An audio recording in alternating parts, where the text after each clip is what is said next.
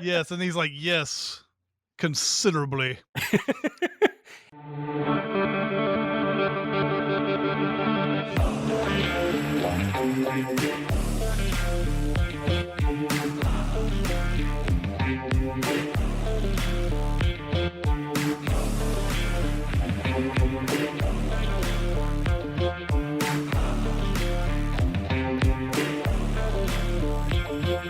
Welcome to Gold, Diamonds, and Death, a James Bond podcast. I am your 00 host, Jonathan Watkins. I am a writer for all things under the Cinemasins brand name, co-host of the Behind the Scenes podcast, and joining me each and every week for this endeavor, co-founder of Cinemasins and co-host of the weekly podcast Recotopia. And oddly enough, his poker tell is that he bleeds profusely from one eye. So, sorry I gave that away. That was really shitty. I've had to stop playing poker because of it. I can't keep anything secret anymore. I actually have questions about that about that tell, by the way, in the movie. When we get to that, I hope I remember to mention that. But he's also one of my very, very good friends, Chris Atkinson. How are you doing, sir? Doing all right. Doing quite well. Are you excited to start talking about, I guess, the current Bond, technically, even though I guess he's done now, but is the most current Bond we know. Mm-hmm. Yeah, Although, I am excited about this, yeah. By the time this episode airs, though, there might be a Bond. There might be. I don't know if they're going to announce it this year or not. Yeah, it would be. I mean, the way they move, you would think that they would have it cast. By it's this usually year. about a year or two later, and so we're getting kind of near that like 2-year mark. I get confused though because of the whole COVID thing. Because I mean, obviously, No Time to Die was supposed to come out 18 months before it did or whatever it was. But I mean, they've had plenty of time though. That's the thing. The movie that No Time to Die came out in 2021. It was supposed to come out in 2020, and they knew that was the last one with Daniel Craig. So like, they've had plenty of time. Yeah. They knew that was the last. I was thinking for a second, wait, maybe they didn't. But I was like, oh no, I remember the ending now. They absolutely knew. Oh yeah. He got bombed on an island unless they want to just like, say he survived that, which I guess they could. That's their prerogative. By the way, I mean, we'll talk about Craig, obviously. I have never been more interested in what they're going to do, though, because it's like, are they just going to go back to young Bond again? And like build it up again? Like that doesn't seem, I don't know. It's just interesting to me. The latest rumor is that it's going to be somebody in their 30s and not famous. Yeah. I think, that's what I hear. With Aaron Taylor Johnson, it's like I keep hearing these names, and all of them, I'm just like, that's fine. Like, sure. Yeah, because I've just gotten to that point where they do a good job usually of picking somebody. And we'll talk about the reactions to Craig, because Casino Royale, by the way, is what we're talking about today. And this is from the 2006 Casino Royale. And this might have been one of the first things I remember. Well, that's not true, because the Star Wars prequel is probably, I don't know. This is one of the first things I remember where I like saw like the social media onslaught of people being really pissed about somebody being cast to play a franchise character. Yeah. And over the dumbest shit. Yeah, that he was blonde. Had blonde hair. Yeah. That was the big thing. I even read, like, Barbara Broccoli basically said that same thing. She said she was seeing those things pop up, and she was just like, really? Like, this is what like they're worried about? Yeah.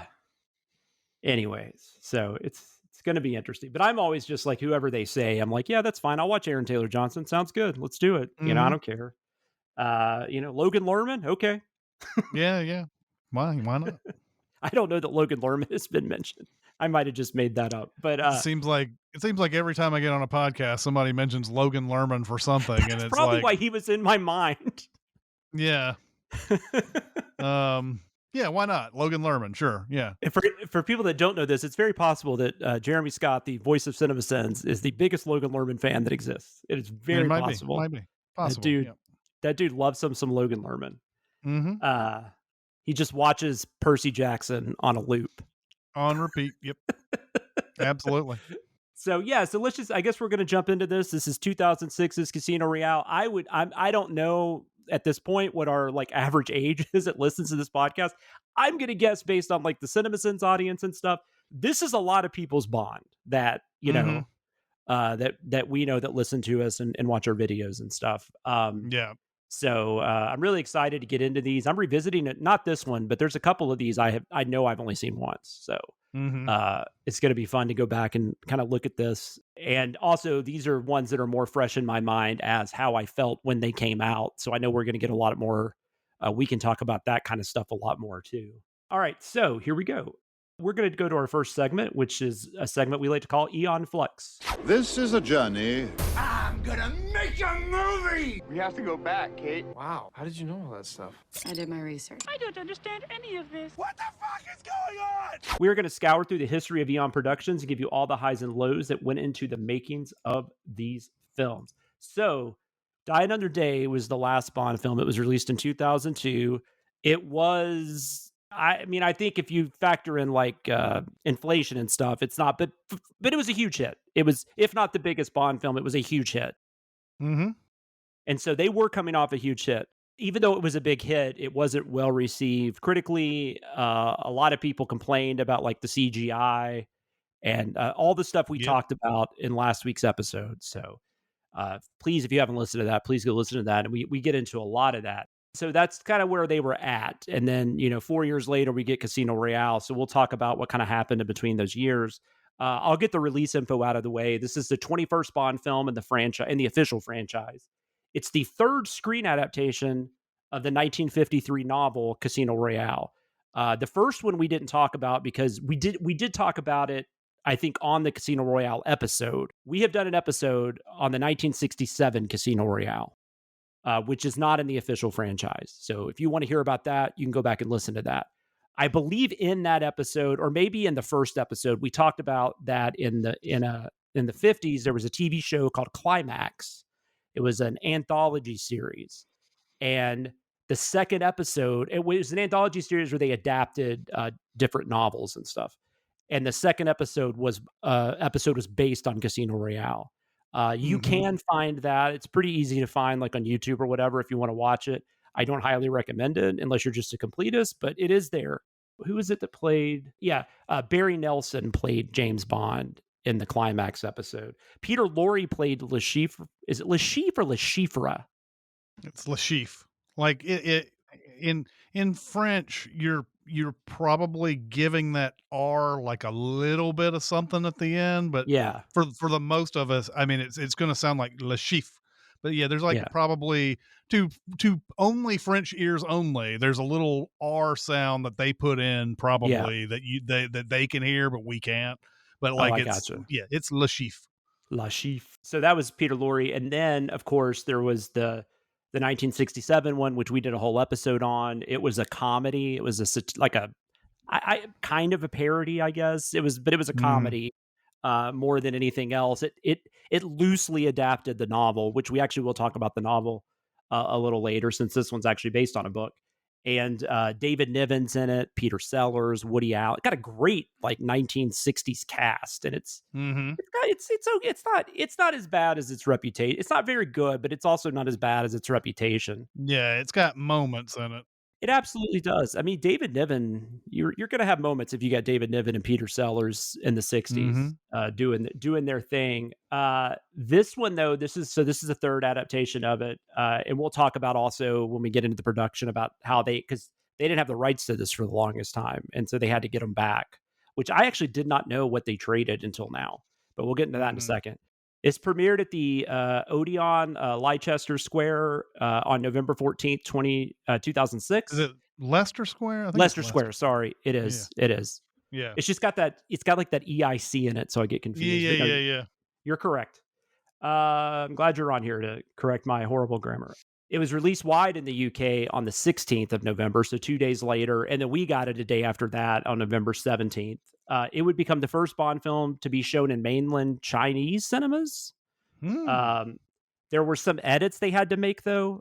They redubbed a reference to the Cold War, and then they somehow added dialogue in the poker scene where it explained the rules of Hold'em, because that wasn't something that they knew. Wasn't the game in Casino Royale. Was it a stud? It was Baccarat in the book. Yeah, it was Baccarat. Okay, so they didn't play card game. I mean, Baccarat's a card game, but they didn't play a poker game. No, it was no kind of poker. It was just Baccarat. Yeah. And there actually is in the book, there's a long like explanation of how you play that game. So it was I assume it was something very similar to that. Mm-hmm. On a budget of 150 million, it had a worldwide gross of 616 million. So this was a hit. Oh yeah. 167 was US, which, but biggest Bond financially until Skyfall. So it'll get beat like in 4 years or 5 years or whatever, but 2 movies. That year at the box office, though, that was a lot of like huge animated films that year. You had Ice Age, The Meltdown, you had Cars, and Happy Feet. Happy Feet actually finished, I think, Bond finished 9th. Casino Royale, Bond. The movie is called Bond. Casino Royale finished 9th at the box office, and it was in between. Oh no, it was in between Ice Age, The Meltdown, and The Pursuit of Happiness. It opened up the same weekend as Happy Feet, and so it finished number 2 that weekend because Happy Feet actually was a surprise hit. Yeah, that's George Miller too, right? Mad Max. Yep. God, it's crazy. Yep. Because there are 2 George Millers. There's the George Miller who did like Zeus and Roxanne. It's the same guy. He produced Babe and then directed Babe Pig in the City as well. Yeah, he did that one too. That's right. So you had those 2 in Cars. Also, that was the year of Pirates of the Caribbean, Dead Man's Chest. I think that was the first sequel.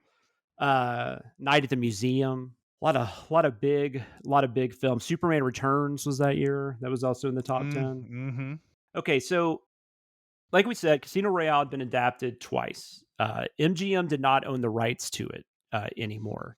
At this point, Sony did. I don't know exactly how Sony had the rights. I don't know what they were before. I don't know. Anyway, somehow Sony had the rights. For Casino Royale. Okay, so the only thing that I saw on this Casino Royale disc was the road to making Casino Royale or something like that. Mm-hmm. The producer, Charles Feldman, is the guy. Yes. And so he had the rights to Casino Royale, and I think it was sold to him by somebody else. I think who did the original, like the TV show one or whatever. Yeah, I think so. We probably talked a little bit about this, but not this much detail. So sold to him, and then there was also the issue with Thunderball going on at the time. Yes, which is still an issue. Yeah, still an issue, but they wanted to make Casino Royale, but the problem was there was a lot of stuff going on with Thunderball as well. And first approached Charles Feldman about Casino Royale, and that fell through for whatever reason, and I can't remember why. I think it's because he actually asked for too much. It's basically what it comes down to. He asked for too much, or he asked for too much percentage of the box office if they made it. One of those things. It had something to do with money. They didn't want to negotiate with who's the Thunderball guy. Who's the guy that we always talk about? Let me look that up real quick. And when I say Thunderball is not figured out, it as of 2006, that was still an issue, is what I meant, not as of 2020. Yeah, Kevin McClory is the guy. So Kevin McClory is the guy so they didn't want to negotiate with him because Ian Fleming had just died, and actually Ian Fleming was still alive at the time that this was going on. Yes. They didn't want to negotiate with him because he and Ian Fleming had obviously a big falling out over Thunderball. Then Ian Fleming died, and then they said so Broccoli and Salzman went and said, okay, now we can negotiate with McClory about Thunderball and all this. So they just abandoned Casino Royale, and Charles Feldman ended up saying, all right, well, I'm just going to make my own Casino Royale, but it's not going to have Bond in it, basically, is what it comes down to. Yeah. And he made this movie called What's New Pussycat beforehand, had all these people that ended up being in this Casino Royale. So I don't know where Sony factors into this. I think Sony bought out some of this stuff. Yeah, I mean, that's what my theory was. I couldn't find anything specific, but yeah. But from what I understand, when it got to this point, Sony traded off. What was the trade-off? Was Spider-Man? I think? MGM owned the rights to Spider-Man. Yes. Okay. So there you go. so Yeah. so that was the trade-off that they got Yeah. that they got this going on. So And the Spider-Man thing is so fucking weird too, because they had been trying to make a Spider-Man movie since like the 80s. Like James Cameron was attached at one point to one, and then like there for a while it was going to be a Canon film, like the Canon studios. Toby Hooper was going to direct it. Marvel had so much going on financially, they were just like selling off stuff left and right, and yeah. I don't know. That's a crazy story. I don't know if anybody's actually written like a book on all that or not yet, but God, that would be awesome. The story of all this would make a pretty good movie, I think. Oh yeah, absolutely. From what I could tell, what they were talking about, as far as how the rights were, were changing hands and everything. And then also, I also read where Sony essentially like, I don't know if they, I don't know if they just outright bought MGM, but they were involved in that as well, where they were one of the people that was going to acquire part of MGM. So that factored in also. It's wild. So they got the rights to Casino Royale, not Thunderball, but they got the rights to Casino Royale. So they still can't say Spectre. Nope. They still can't say Blofeld. I really wish they could have said Smersh. I wish they just brought in Smersh. That would have been hilarious. Right. Which is funny because they have no idea that they're going to be able to get Spectre into this series of Bond films. So they have this whatever they're calling the what are they calling the Mr. White is that guy. They're calling it something else though. There's some other organization they're calling it. Maybe they start calling it in Quantum of Solace. But they're not calling it Spectre anyway. No. And then they sort of like just tie it in towards the end. Well, this was Spectre all along, you know. Which is, and we'll talk about that when we get to Spectre, but I think that's part of why Spectre has some issues. But oh, by the way, and I just threw Smersh out there. If somebody hadn't listened to our earlier episode, Smersh was basically, it was like the solely Russian version of Spectre in the novels. Until Spectre became a thing in the movies, and then Ian Fleming started using that for the novels as well. But Smersh, and I guess that's partly why they didn't use that either, because I guess they really didn't feel like in 2006 they could make the Russians the bad guys or whatever. Maybe that factored in, but you could have just said it was more than Russians. You didn't have to do it now if they want. Yeah, hell yeah. Maybe that's what they'll do. Maybe the next movie is going to be called Smersh. Yeah. You can only dream. I'm going to go ahead and read this part. I don't know if you want, you can cut some of it out if you want. I'm reading some of the article here just so that there's some clarification on all of this because there's so much going on here. But correct. Coincidentally or otherwise, Spider-Man wasn't the only iconic character Columbia and MGM were locking horns over around the turn of the millennium. MGM had been distributing the James Bond franchise since 1981. But Columbia had purchased the McClory elements of the Bond franchise and were planning another unofficial 007 adventure in the mold of 1967's Casino Royale and Never Say Never Again. Neither studio was especially thrilled with the idea of their big blockbusters facing direct competition, so a deal was struck whereby MGM could keep releasing their James Bond films without another Thunderball-based rival, while Columbia scored the sole rights to Spider-Man. And then just covering it. I don't know if this is going to be, it needs to stay, but I'll just continue reading a little bit of it. This is coming from Screen Rant. With the courtroom shenanigans finally resolved, Spider-Man's decades-long stint in development hell came to an end when Sam Raimi was hired to direct Tobey Maguire in Peter Parker's 2002 big screen debut. Expanding into a trilogy, the Spider-Man film set the standard for superhero cinema, garnered massive box office, and were critically lauded. But without the intervention of Bond, would history have transpired differently? Without the cinematic leverage of 007 on their side, Columbia might not have convinced MGM to drop their Spider-Man case. This likely would have resulted in either both studios releasing their own movie iterations of the Marvel superhero, greatly diminishing the impact of both, or more likely, Spidey would have ended up back in court for years, more legal back and forth. Both scenarios would have stood in the way of Raimi's Spider-Man, and had the 2002 effort not released when it did, the entire superhero boom that preceded the MCU and Nolan's Dark Knight trilogy might have never happened. For Bond's part, the Secret Agent's future probably wouldn't have suffered as greatly. The Eon films had already seen off competition before and lived to tell the tale after all. So yeah, I mean, so that's part of it there. There's still some things even in this article that, you know, you don't have all the moving parts put together, but that's basically. But yeah, that's right. I forgot about that too. Spider-Man, that was part of the issue with Spider-Man was that Marvel had sold so much stuff at different people that they didn't even know who owned the rights to what. So, Mm-hmm. I still think it's funny, and I understand Spider-Man was was a huge hit in 2002, but it's still funny. Those things never mentioned like Blade and X-Men, which Yeah. like because Yeah, I I mean mean, there was that's no telling what was going to be huge back then, yeah. and like a lot of the comic book adaptations in the '90s weren't like. I mean, they weren't like. I mean, except for Batman, I don't think there wasn't much, was there, that was doing well in the Oh no, '90s? no, not that was doing really. I mean, Blade did okay. The only reason I mentioned Blade is I think Blade is a good starting point to see Oh, I see what you're saying. what the more modern comic book movie would become, and then especially X-Men, because there's that line in X-Men where Wolverine's like complaining about the uniforms and all, or the uniform, and it's kind of one of those Yeah, things that just kind of became like I don't know, kind of almost like it was like that darker, you know, edge, I guess. I don't know. yeah, for But sure. X-Men and X2 and like both of yeah, those were like huge but for then comic book Spider-Man was like a franchises. whole other thing. Like it was Yeah, just, yeah, yeah. I mean, it was, it was insane.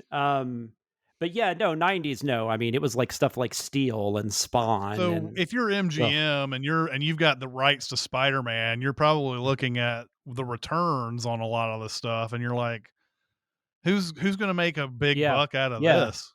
So sure, sell it to Sony. Why not? yeah. Get out of some debts while we're at it. Yeah, I love stuff like that though. I love seeing like, we might not have ever had this movie if it wasn't for like this random movie back here. It's Yeah, just weird. I love that stuff. right. So in 2004, Neil Purvis and Robert Wade are brought back on to kind of Hmm. iron out a draft for whatever they're going to do. At the time, too, they were told they were still writing a movie for Pierce Brosnan. Hmm. Um, there's a couple of different stories about the whole Pierce Brosnan thing, which I might talk about that when we talk about the cast. Quentin Tarantino's name comes up again because we've mentioned him a few times, like just in the last, like through the 90s. Hmm. He had but this one seemed a little more legit. Like he apparently actually went and talked to like the Fleming family, like their, whoever was, had I don't know, whatever that was, the The people that were still estate. alive. Yeah, the estate. That's what I was trying to think of. Thank you. And he had even talked to them because I don't think he knew exactly what was going on with Casino Royale either at that time. And so he wanted to do an adaptation of Casino Royale. Uh, Broccoli was not interested at all. Like she was just like, no, I'm good. He wanted it to Hmm. set it in the 60s, but it still would have had Pierce Brosnan. So I don't know what that was Hmm. about, but Yeah. uh, it's Tarantino being Tarantino. Yep. Yep. Tarantino does, though, in true Tarantino fashion, he takes the credit for the fact that they did end up making the next Bond movie, Casino Uh-huh. Right. Royale. That fucking guy. And we still love him. Like, it's Yeah, crazy. I But he's know. so I fucking know. talented, man. He's amazing. Hmm. Yeah. So they bring Martin Campbell back in. Now we mentioned that I think one of us talked about this, or maybe both of us, when we were doing the Goldeneye episode, was that it Hmm. was interesting that Campbell does the first Brosnan, and now he's doing the first Daniel Craig. I Hmm. thought maybe that would actually have some bearing on why he was hired. It apparently did not. They had been trying to get Hmm. Martin Campbell back since Goldeneye, and he just hadn't Yeah, and to do it. apparently the only reason why he did this one was because he was available, essentially. That's basically what it came down to. He was just like, "Oh, I'm free, so I can do it." Yeah, and he did like he loved that they were going back to the books. He was really excited about that because he was a big fan of the books. Craig was really happy with Campbell. Daniel Craig, at what he said, Martin fires everyone up, is what he said. Mm, He loved the way he directed. Mads Mikkelsen also spoke really fondly of him. Mikkelsen hadn't really done like a big Hollywood production at this point. He had done King Arthur, but like he hadn't done like anything on this level. He had mhm, just done a lot of smaller, independent, like Dutch films, and mhm, but he was really nervous to do this because he just thought it would just be people like really loud, people screaming. He just thought it would be like this, whatever the stereotypical Hollywood, movie set's supposed to be. But he said mhm, Campbell was super laid back and was really nice about everything. And he said it basically had the same working environment as mhm, like the small independent films he was doing before that. So mhm. Campbell wanted a rewrite. Campbell actually, he didn't say Purvis and Wade were terrible writers or anything, but he did say that he felt they were just brought in to kind of develop the framework. And then you've got to bring he said, quote unquote, a real writer to come in and flesh it out. Yeah. Yeah. So he brought in Paul Haggis because, who says Bond? Everything in the early 2000s, his name is on it a lot. That's true. He's coming off an Oscar win for Crash. He also won Best Screenplay for $1 Million Baby, I think. He wrote $1 Million Baby. I think he won back to back. Yeah. Yeah, I believe that's correct. So and then Crash the movie actually won Best Picture, and everybody loves that movie. It's so it's I think everybody today says it's the most deserving Oscar win. Yep. That is not true. I will say though, and people will turn off the podcast probably now, I don't mind it. I think it's a perfectly fine movie. I don't understand all the same way. I don't love it or anything, but the hate it gets, I just don't understand. But maybe I'm missing something. But Haggis comes in. Haggis also, I should mention, also was the co-creator of Walker, Texas Ranger. So yes, indeed. I'm sure that if he were here, he would ask you to remind everybody of that as well. Yeah, I'm sure he would. But he probably still makes a lot of money off that. So I'm sure he's okay with it. He was actually a nominee for writing $1 Million Baby. Okay. He has won 2 Oscars, but they were both for. Oh, okay. Okay, so he did not win for $1 Million Baby. He was just nominated. No, he was I'm nominated. glad you looked that up. Okay, I really thought he won. I did too. Most of his work, the biggest thing he did was he revised the climax. So, and I'll talk about this a little bit when we talk about the book, but the Vesper Lynn death is very different in the book, and that's what Purvis and Wade did. I think the decision that Haggis makes is probably, I think both work. But I do think that was a pretty good idea. Yeah. And I think Campbell had some to do with that too. I think Campbell was saying he wasn't happy. Even though it was in the book, he didn't really like the way it worked out in this adaptation, and so I think Haggis came in and did. He also said Haggis also, it was really weird because he thought he was only rewriting the third act, and then they asked him to work on the second act, so he did that, and then they asked him to work on the first act. So he basically wrote this script from the end to the beginning, which I thought was interesting. Yeah. Supposedly the entire opening chase scene was a 5 or 6 line paragraph in the Purvis and Wade draft that essentially said, now we're going to have the best parkour scene ever filmed. Yeah, pretty much. Which everybody said that made sense because, that's something that obviously the director and the designers and all that, they're going to come up with all that stuff. That's, you don't typically write in script left punch or, right punch and all that stuff. Yeah. We already mentioned this. They still didn't completely own the rights to everything because of Thunderball. So there's still no mention of Spectre yet. And even though, it's obvious that's who Mr. White, the mysterious Mr. White character he's supposed to be involved with. He's kind of I don't know. He reminds me of Pete Postlethwaite and Usual Suspects, Kobayashi. Yeah. So there have been a couple reasons cited why Brosnan didn't come back. I guess I did have this before we got into the cast. The one most people seem to believe is that they decided to go younger because they did decide they were just going to adapt Casino Royale and they were going to kind of start things over and all that kind of stuff. So the other thing, though, is that Brosnan had changed agencies and that was causing communication to be a little difficult. It didn't specifically say the new agency was off, but I think it was just because of he was changing things. It was hard for them to know who to talk to and all that kind of stuff. Well, and it was also rumored that he wanted. I'm sorry. Wait, you're about to say it, so go ahead. Oh, the money. Yeah. He wanted $40 million is another thing I read. And they might have paid him that. That might not have been why they didn't choose him. Because he definitely had. Craig probably made that much by the end. So I don't know if that was really a negative. I think from what I could tell, I think the main thing was that they just decided, but I did read somebody was talking about if you took that opening, the 00 scene where he gets his 00, if you took that out of the movie, you could easily have Brosnan in this movie.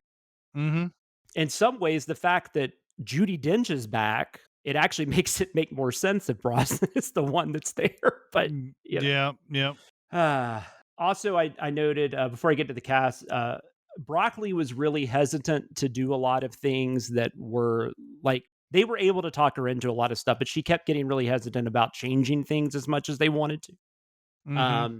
One scene that the couple scenes that stayed in that she did not like and really tried to get taken off for they're so small, which is interesting. But the one where Bond goes in the hotel room and he's telling Vesper she's got to wear this dress, and then he goes into his room and his suit is laid out. That really Mm-hmm. bothered her. She was like, Bond would pick out his own suit, or something like Mm-hmm. that. And then that Yeah. scene, which I love this bit, where he's about to say M's name because he found out what her first name was. She just said that wasn't very Bond. I was like, okay, I'm glad they kept it in. And maybe if you look at this as James Bond just beginning and everything, you realize that he's not Bond yet. In fact, not the Bond, like he's not completely anyway. He's got the elements of what is going to become Bond, but I'm sure at some point someone told her that, like, look, this is a raw Bond. This is one that this guy hasn't figured out all the things yet. He doesn't know what the line is yet. So and you can see that in that opening fight that they keep cutting to in the beginning part of this. He's not that fight scene is him barely taking care of business, basically. Like he's it's not the usual like stealth kill Bond. This is a rough and tumble one. So yeah, I think that's interesting that they had to have gotten her turned around on this, or else I don't think it's in the movie. If those things, No, absolutely not. No, yeah, because she could have definitely said no. Yep. But no, they kept pushing it, and I didn't read a whole lot. Michael G. Wilson didn't have a whole lot to say, but so I didn't read a lot of his things, but I don't know, but she definitely had some she was a little reluctant at times, but in the end said she was very happy that all those things happened because she she thought it worked out. Yeah, that was something. I guess I can talk about that more in the review, but that was definitely something I really took away from it more watching it this time because I hadn't seen it in a while, and it is interesting how everything matters because it all gets you to that that end. I mean, you could definitely argue that things could have been edited. I'm sure. I mean, it's almost 2.5 hours. Probably doesn't need to be, but I don't think there's a scene in there that doesn't weigh in on what's going on. Let's talk about the cast. So we got Daniel Craig, his first of 5 Bonds, over a much longer year total than past Bonds for sure. I think it's 15 years. So yeah. But Michael G. Wilson. One thing I did have, he claimed at one point there were as many as 200 names thrown around, which I'm sure there were. I mean, that's probably right. That's not auditions. That's just they were trying to figure out who saying, to do. "Hey, this might be a good person." Yeah. Goran Visnjic. I think he was on Goran ER. Goran Vishnik. He was like on ER, I believe. I think that was kind of his most popular thing at the time. He reportedly, I don't know how much they were considering him, but he couldn't do the English accent very well. That was so he was kind of out. Carl Urban was a name I came across, which was interesting. God, he had to be super young. But at that Henry time Cavill, he was coming off of Lord of the Rings. Yeah. And then you had Henry Cavill, who everybody really liked him, but he was only 22. Super young at the time. Yes. But they were really considering it. And I mean, if you've seen Man from U.N.C.L.E., which isn't a great movie by any means, but it's perfectly fine. But you can see what he would have been, and it would have been probably fun, but just way too young at the time. Sam Worthington, which Worthington randomly recently, I guess with Avatar 2 and everything, somehow somebody asked him about when he was up for Bond, and so if you want to look him up, it's just kind of he basically said his audition was like whatever he did was terrible. He said it was like he's like they did not hire me, and in no means should they have. It was bad. Yeah. Doug Ray Scott was another one. Obviously, Mission Impossible 2. Doug Ray Scott, who unfortunately said no to Wolverine to do Mission Impossible, or had to say no. I can't remember what the deal was because Mission Impossible 2, I think, went over on its days. so he couldn't do X-Men. That poor man, and he lost out on Bond. Sam Heughan, who is, most people know him now. I've never watched Outlander, but he's Alex O'Loughlin, who kind of was like the aughts like TV guy. Like he would just pop up. Like he did Hawaii Five-0, and there was some vampire show he was on. But anyways, Julian McMahon played Doctor Doom in the first couple Fantastic Four Julian movies. McMahon. Yeah. What did I say? Oh, I said McMahon? Yeah, McMahon. Mm-hmm. Yeah. I don't think McMahon is even a thing. At the time, Nip Tuck was his big thing. Yeah. Well, 2006, yeah, I think that was probably, maybe that was getting close to ending, but it was definitely, that would have been his biggest thing. He actually might have done, though, there might have been a Fantastic Four. Was the Rise of the Silver Surfer? That was around then. Yeah. Those are the only couple things I knew him from. He was also on this show in the 90s called Profiler that I used to watch. But yeah. Yeah, I can't remember. I remember the first Fantastic Four came out in 2005. Was he in that one? Was he in the original Fantastic Four? I can't remember. Yeah, he is. He's Dr. Doom. So I guess he's more famous for Nip Tuck, but he had been in Fantastic Four. Yeah, so. I think Nip Tuck got him Fantastic Four. So absolutely, yeah, he was a TV guy, like I said, up till that point. Ewan McGregor was a name I came across, so I couldn't really find anybody actually validating that, but it was in that Rupert Friend, Anthony Starr, who I think that's Homelander on The Boys. Oh yeah, that's right. So he had to have been really young. Yeah, I would have to imagine. And like I said, Henry Cavill, I think outside of Craig, Henry Cavill was the only one that was actually being like really considered, but like they couldn't get past that age. So Daniel Craig, however, they kind of had to talk him into it. He wasn't that interested at first because I think of the like just. I mean, I because you had to. It's a commitment, right? I mean, you've got to sign up for like 5 films, and it's at least. I mean, it ended up being a lot more of his life than it probably originally was supposed to be. But you'd think I'm doing this role for 10 years. I mean, that's what you would be thinking. But he loved the script. He was a big fan of the script. And so that kind of got him into saying, yeah. And then he also said at one point too, he was just like, he's like, this would be really stupid not to take at some point, he said. So, because at the time, I mean, he 2005, it was 2005 was Layer Cake, 2004, 2005, something like that. 2003. And I believe, from what I understand, Barbara Broccoli seeing Layer Cake is one of the major reasons why he was even offered. And I get it. He had also been in Road to Perdition at this point. And Munich. And Munich, and people still didn't. I don't think he was exactly a household name at this point, even though Layer Cake was a movie, like a movie lovers kind of movie. It wasn't like everybody knew what Layer Cake was back in the day, but Layer Cake definitely was the thing that apparently got him ushered up into the front of the line. Yeah, so. And if anybody listening has not seen Layer Cake, I recommend that. Yeah, that's very good. That is a super fun, good movie. It's what's the director? It's the Kick-Ass. Yeah, X-Men. Kingsman. Why can't I think of it? I don't know. We're the worst. I'm looking it up. Why are you guys listening to us? Yeah, exactly. Probably not now. Matthew Vaughn. Matthew Vaughn. Munich, though, he had done Munich, and Munich also. He said he read the script, and then after that, he read all the Fleming novels to prepare. I read one thing where it said he did read them all. One of them, he said he read most of them, and he watched all the movies. But also, when he was filming Munich, there were British Secret Service agents being used for advisors, like in an advisory capacity on the shooting of that movie. And so he said his work with them really helped flesh out like what he was going to do with Bond. There was a decent amount of controversy. We kind of mentioned this. This would have been like, I don't remember when Twitter started. Twitter was like around then too, right? 2000, like the mid 2000s. Yeah, it was around this time. This time. But you've definitely got websites, people on websites talking about this stuff, but people were not happy. They said he just didn't look like James Bond, which I don't, whatever. Yeah. I don't know. Exactly.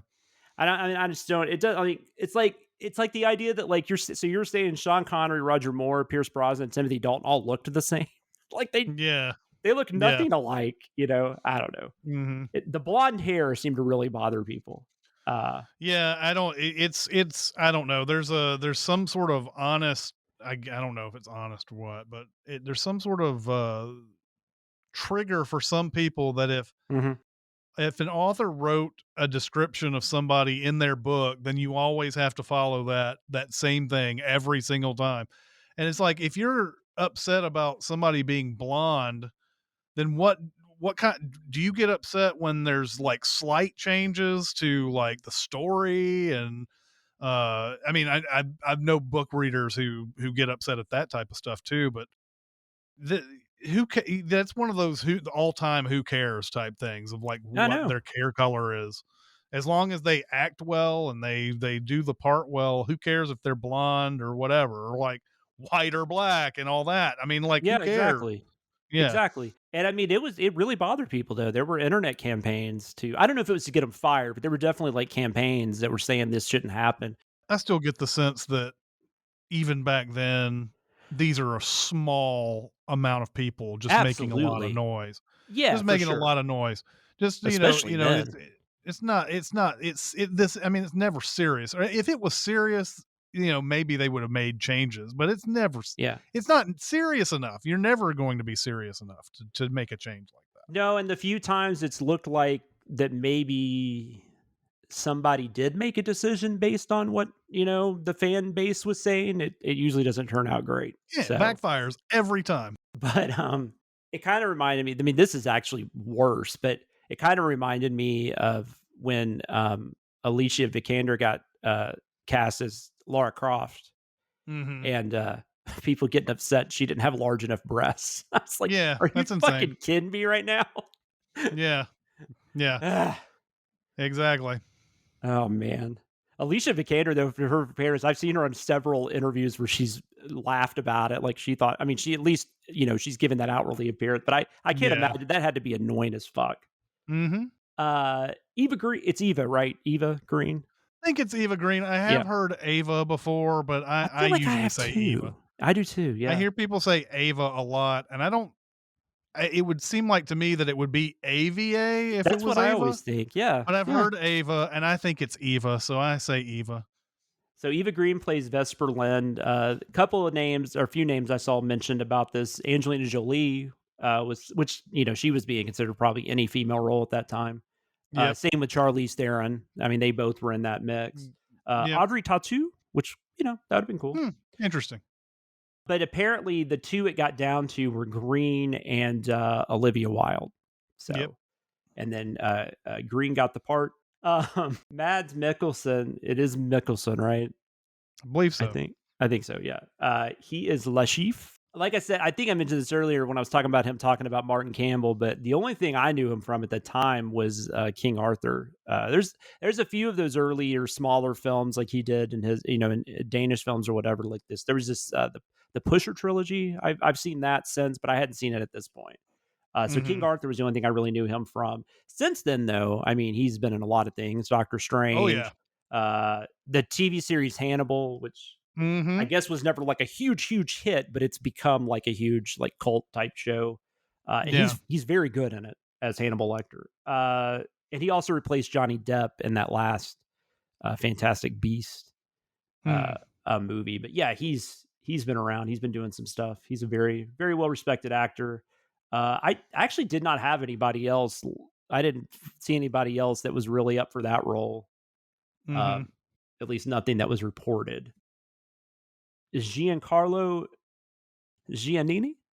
I believe that's right. As Renee Mathis? Who I knew from Walk in the Clouds, and that's it, I think. Well, what's funny, though, and I mean, this is just random, but you and I both are always fans of this, though. He is in the movie Hannibal. Oh, yeah, that's right. He's in the best part. That's my favorite part of that. I mean, the movie's fine, actually. I've kind of gotten to where I kind of like it. It's messy, but there's some good stuff in it. The brain eating scene I can't get through, but that whole opening bit where it's in like are they in Italy? I think think so. Yeah.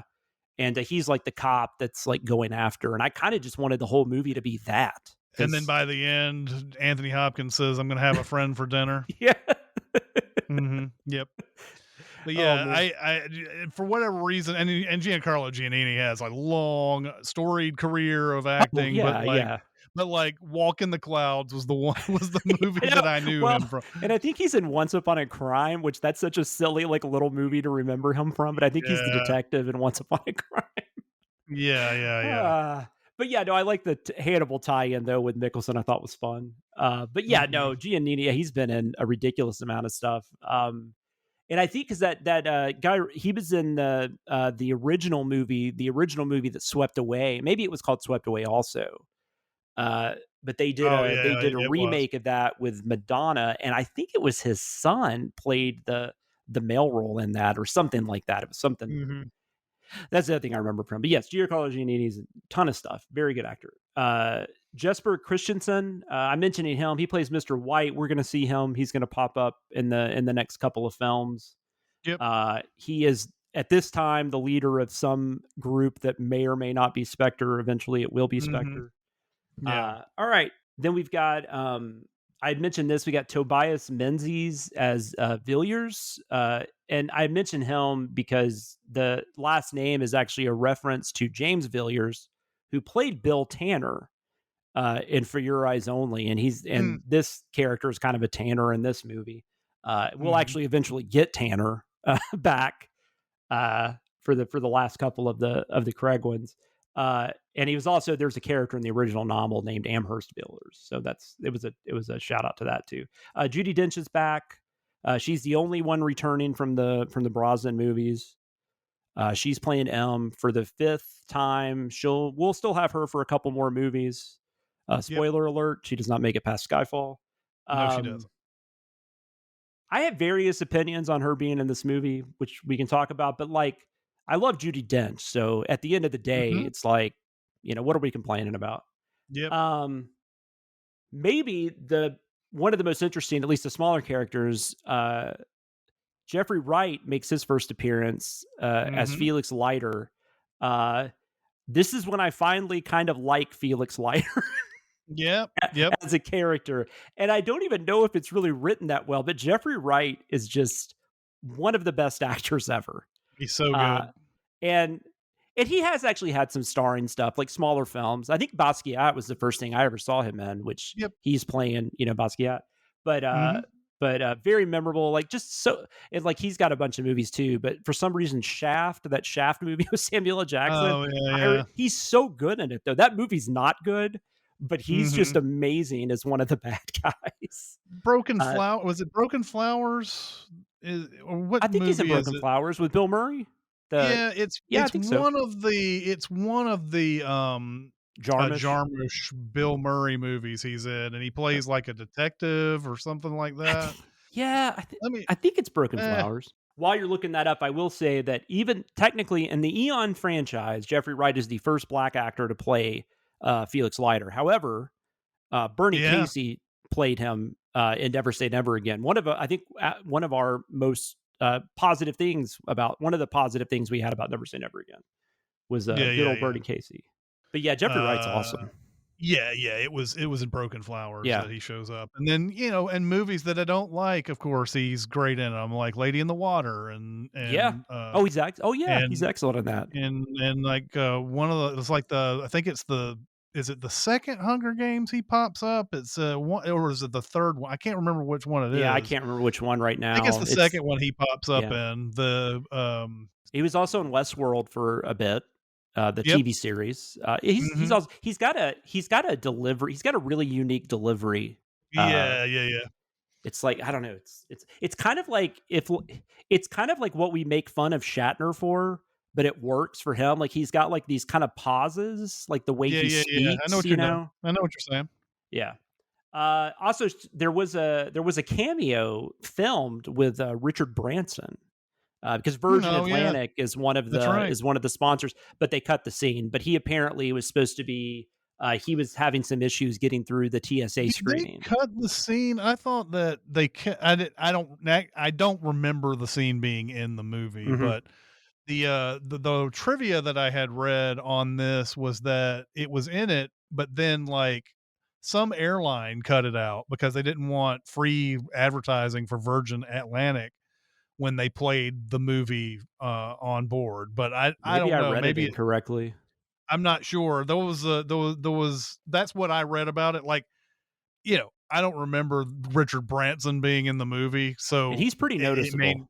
yeah, he's pretty noticeable, but they could have done something with him where he doesn't look the same or whatever. But anyway, that's what I had read, was that it was an airline that cut him out because they didn't want to do a Virgin Atlantic or Interesting. Virgin Because there was a few of those things. There was a advertisement. lot of like editing and cutting on this film for different versions. But yes, maybe I got it mixed up. But there is a cameo by a Brazilian model, Alessandria Ambrosio.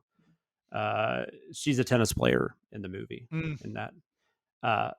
But anyways, that's pretty much it for the cast. Those are the ones I thought worth mentioning. Okay, so the film was mostly shot in Barrandov Studios, which is in Prague. But the Bahamas were used, Italy, and the UK. Also, they went to Pinewood and did some stuff. The one thing I found interesting when I was doing research, so they go to this exhibit called Body Worlds. Have you ever been to a Body Worlds exhibit? Nothing called Body World, but I have been to went to a bodies exhibit last year, in fact. It is World though, right?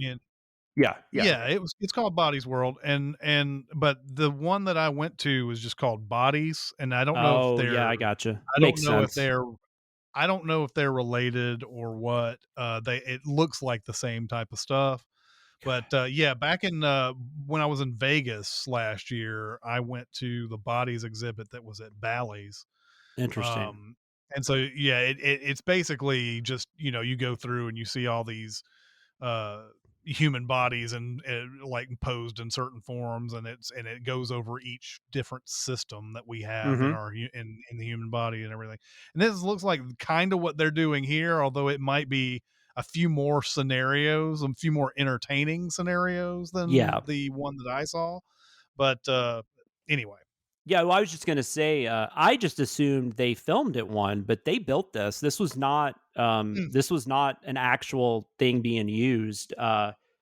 They just built these different sections of it. But the creator of Body Worlds, Gunther von Hagens, he actually has a cameo in the film. Although you apparently can't really see his face, you just see like his name tag or something.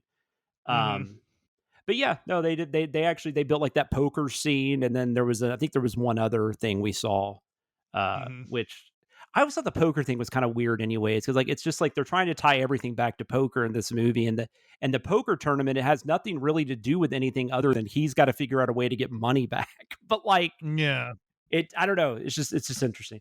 The credit sequence, which I'll go ahead and say is fucking awesome. Yeah.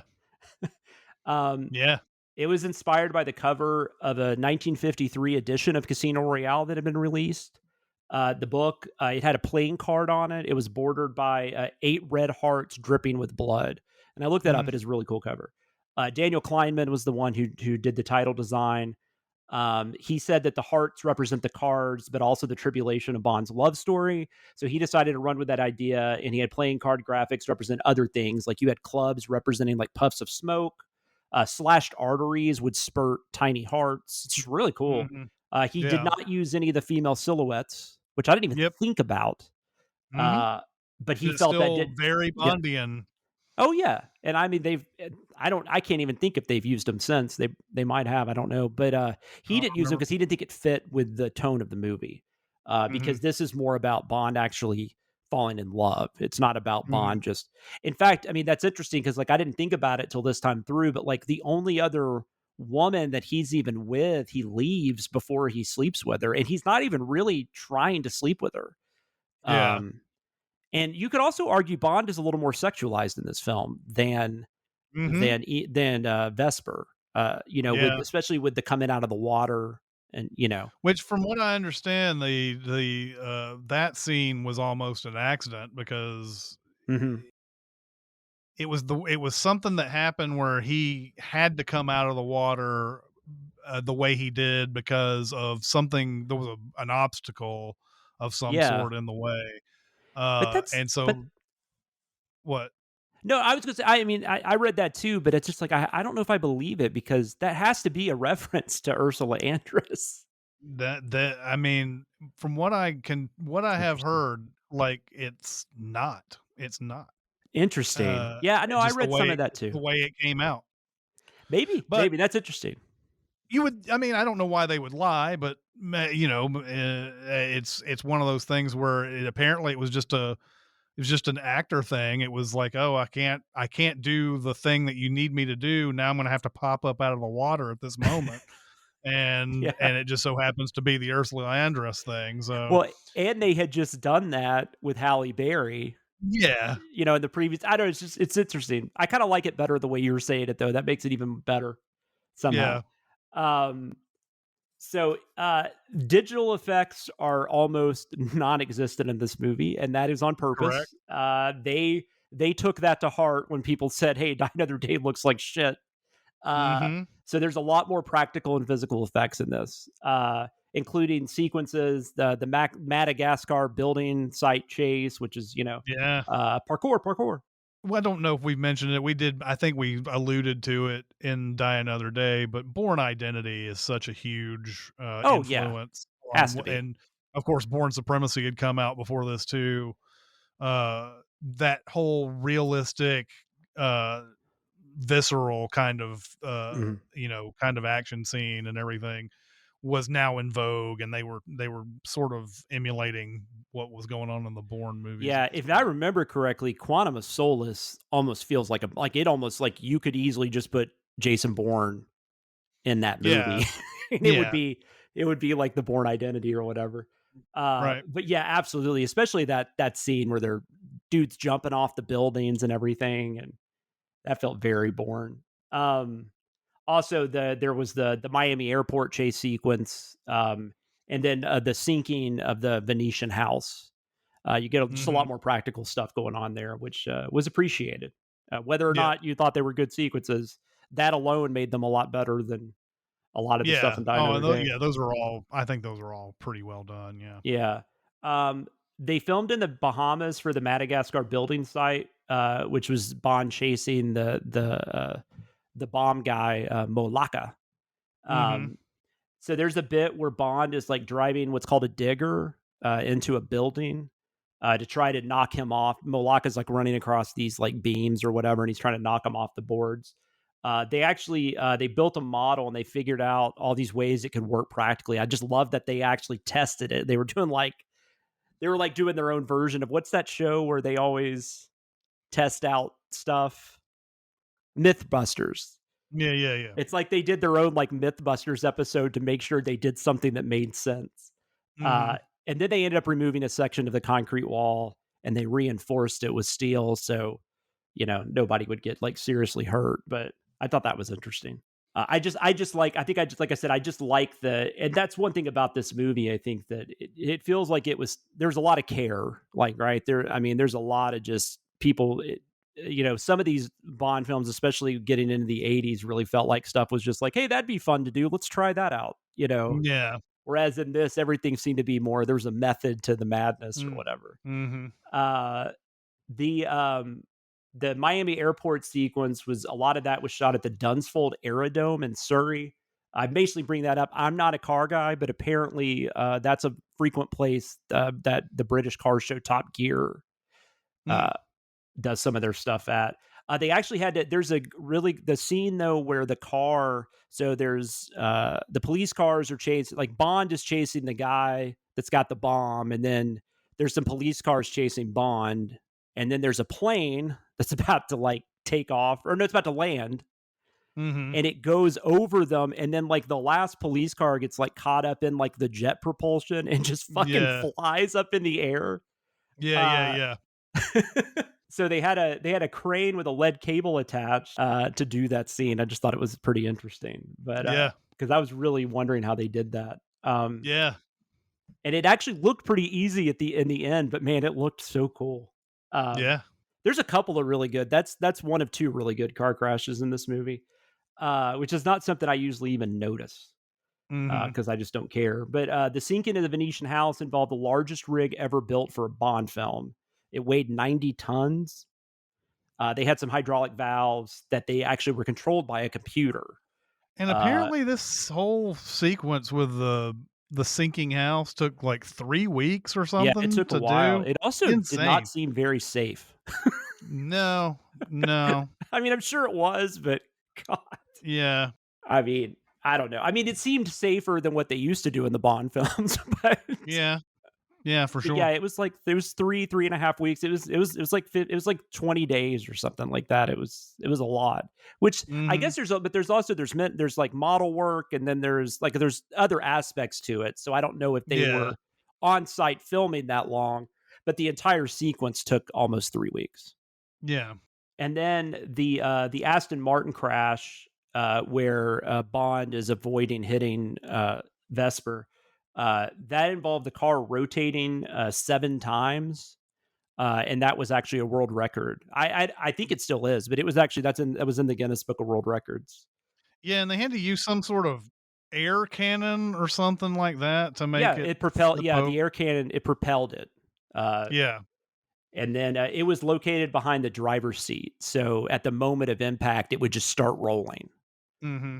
But I was reading that. I'm curious. Like, I wonder if the Guinness Book of World Records, like, I wonder if they still publish like hard, because remember that was a thing.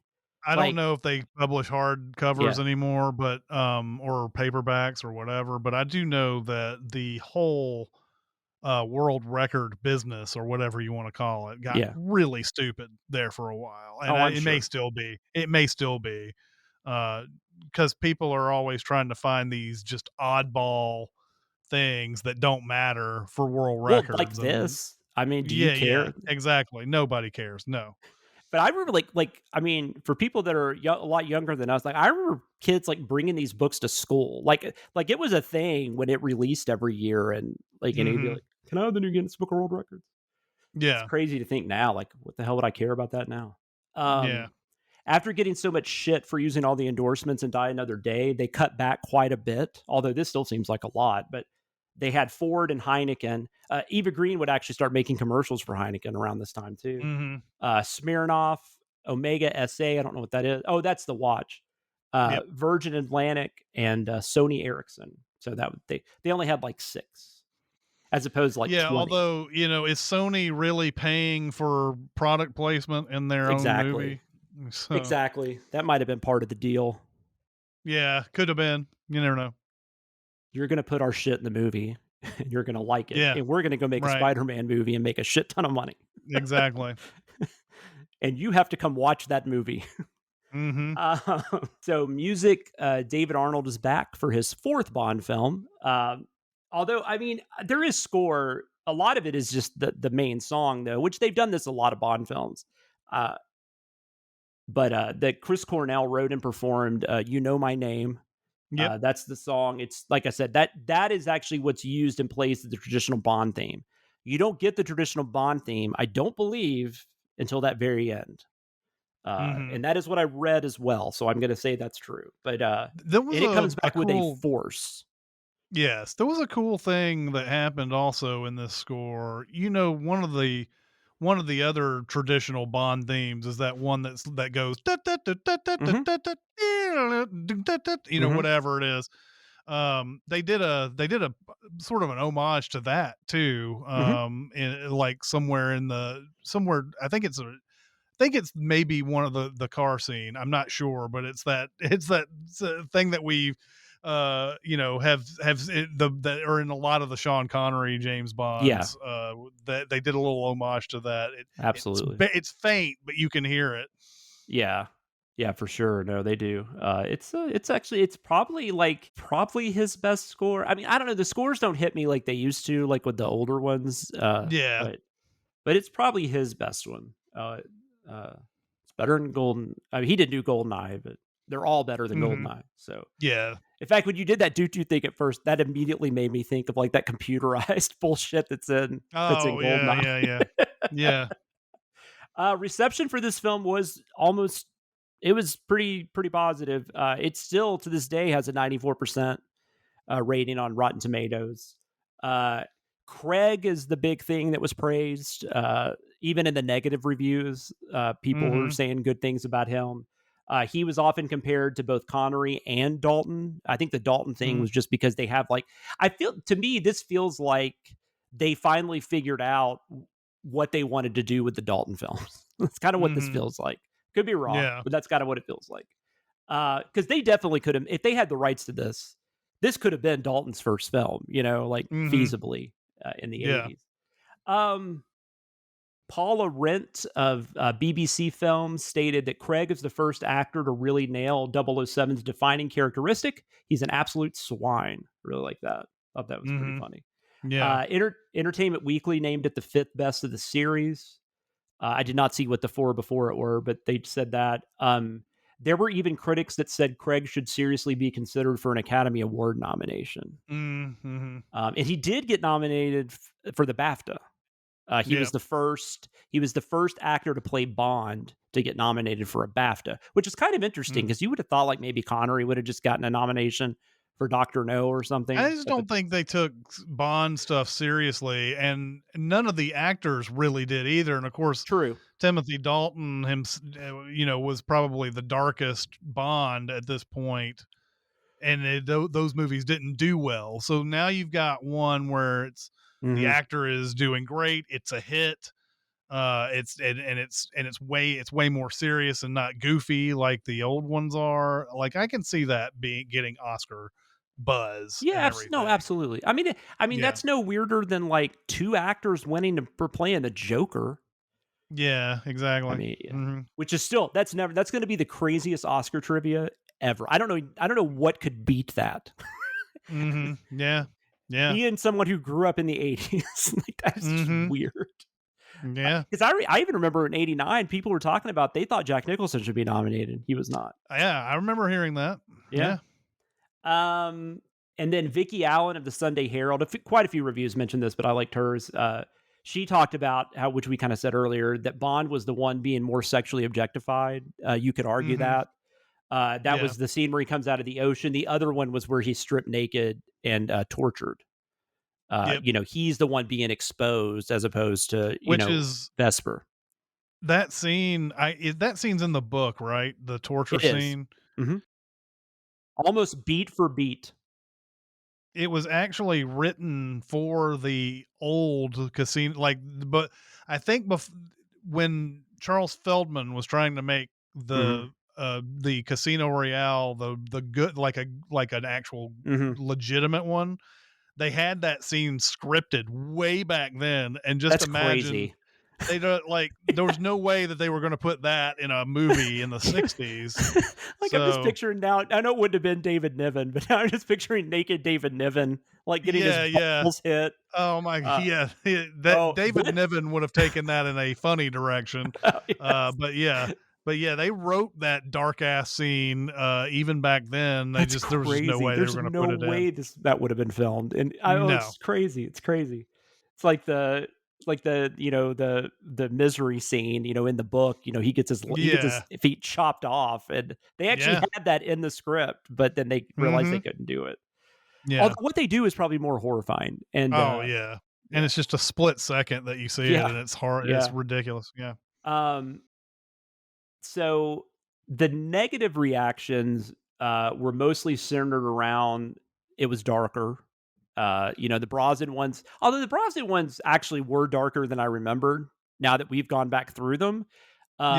In some ways, maybe not intended that way, but in some ways they've kind of become darker just because of things that have happened since. But there's a lot of in fact, I've already decided we're taking the gadget thing out of the Craig ones because there's just not really gadgets in the Craig films. We don't even get a Q until I think Spectre is the first time we even have Q. So Wishaw comes in to play.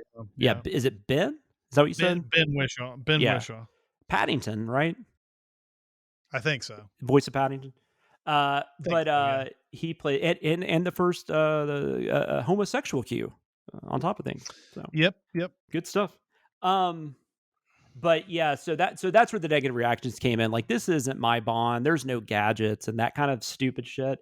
But the other thing Well, in fact, I wrote one down. John Bifus of the Commercial Appeal stated, "Who wants to see Bond learn a lesson about ego as if he was Greg Brady in his Johnny Bravo phase?" Which is actually a pretty funny sentence. But yeah.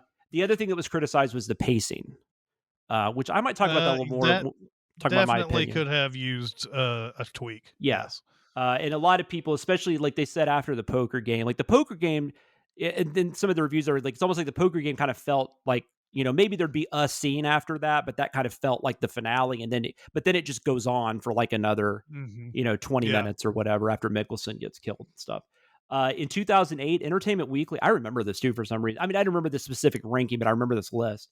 2008 Entertainment Weekly cited Casino Royale as being the 19th best film of the past 25 years, which that's I don't know. I don't know that I would put it that high, but I get it.